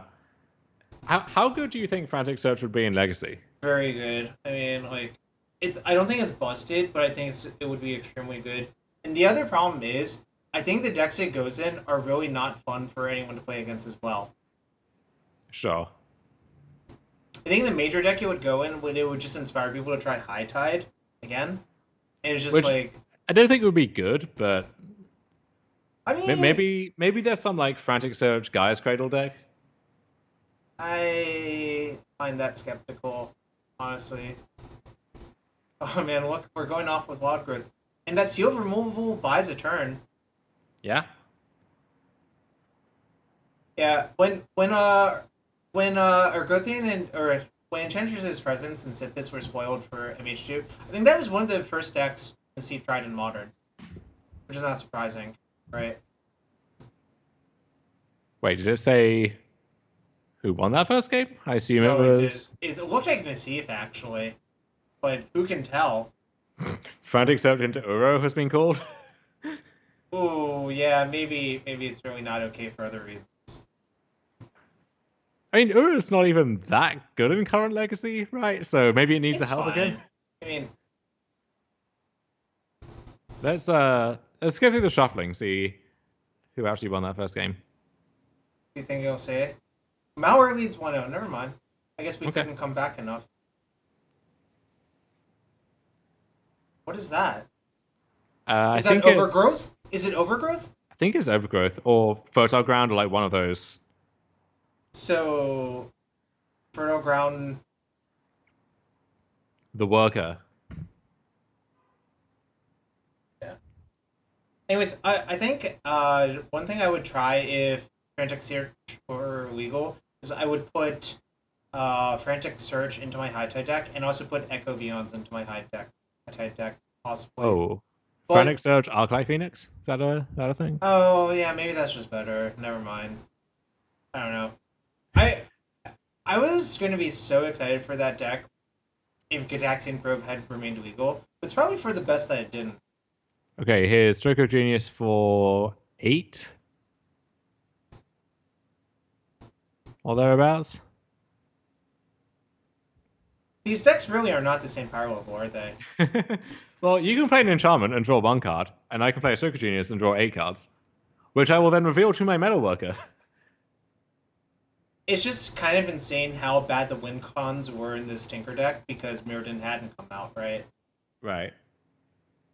Is that a Sphere of Resistance as well? Yeah. Kind of tough to see to play through that one. Yeah, the problem with Arclight Phoenix is why attack for 9 when you can one-shot with the real combo. That's not, like, completely legit, because there's a lot of times where just, like, attacking for 9 and Cabal Therapy and your opponent, like, twice is plenty good, right?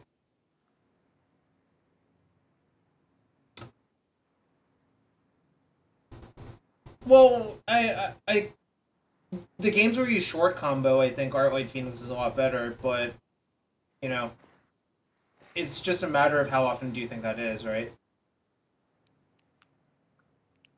Wasn't there some Phoenix Doomsday hybrid at one point? It's sided into Sure. Doomsday.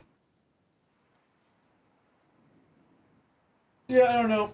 Kind of just fueling this nonsense. One thing I was going to do at some point, I don't know if you're going to be up for it, is we could both go, like, discuss our ELO projects and talk about tournaments that we played in the past. I think that would be pretty sweet. Yeah, that sounds like fun. Yeah. Probably not today, but I have a lot of, like, really good stories from certain tournaments. I'm sure you do, too. Just old men sharing war stories. I don't think I frankly do not believe it will ever be the same. Like, No. I think it's basically been proven one time. Yes, I alternated Jason lost. I may have lost to an onboard trick from that said opponent who posted that in the chat right there. Because I was just, like, kind of exhausted. But unfortunately, my deck did not really want to lose to Elf, so I won game. So who has all the chips? My deck was really good for Selves in that tournament, I think. Containment Priest had just been printed, is kind of why. Man, Frantic Search is a messed up Magic card.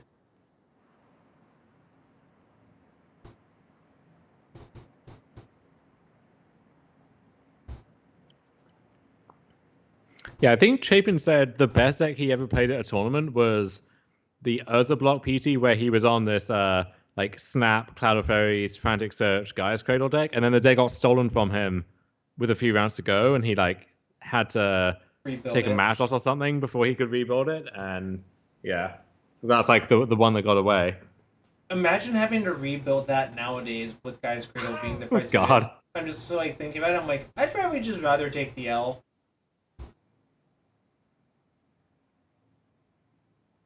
And what a sweet deck. And also the interaction. Ooh, love it. He just turns it face up to represent.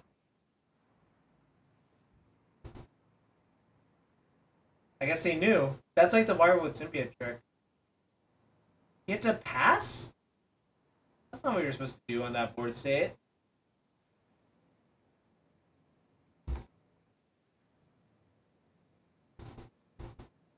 Oh man. This is... What the hell? I forgot how dumb Uncontested Metalworker is. So that's let's see, 19 mana, 18.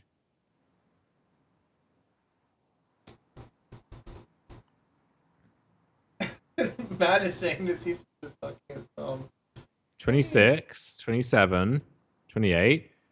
Pick them up, all of them. Who do you think is going to recover faster from the upheaval? It's anyone's game, honestly. You'd have a good upheaval? I wasn't sure if Nassif was conceding or if he was just picking up his hand. Okay, that's it. Oh man, that's such a good match, dude. This one's legendary because that's the called shot one. No, that isn't. That's just the one where Nassif sorries the Windbrisk guys. Oh, this is game 4. I see. No, the cool one made him must have been game 5, right? No, that was the quarters against Mateo Orsini Jones. Okay. This was this video, the LR look back on this was actually really interesting to watch. So would highly recommend that to anyone. I'll probably watch it later, actually. Yeah. Let's see. What are there? Is there a link to this playlist? No, I just went on YouTube and like searched random things. Let me unearth this. Hold on. I don't remember. What kind of card to display it? I somehow do not think that's going to work. Oh, the Nassif Chapin Dragonstorm Mirror is a classic. There's just so many good ones.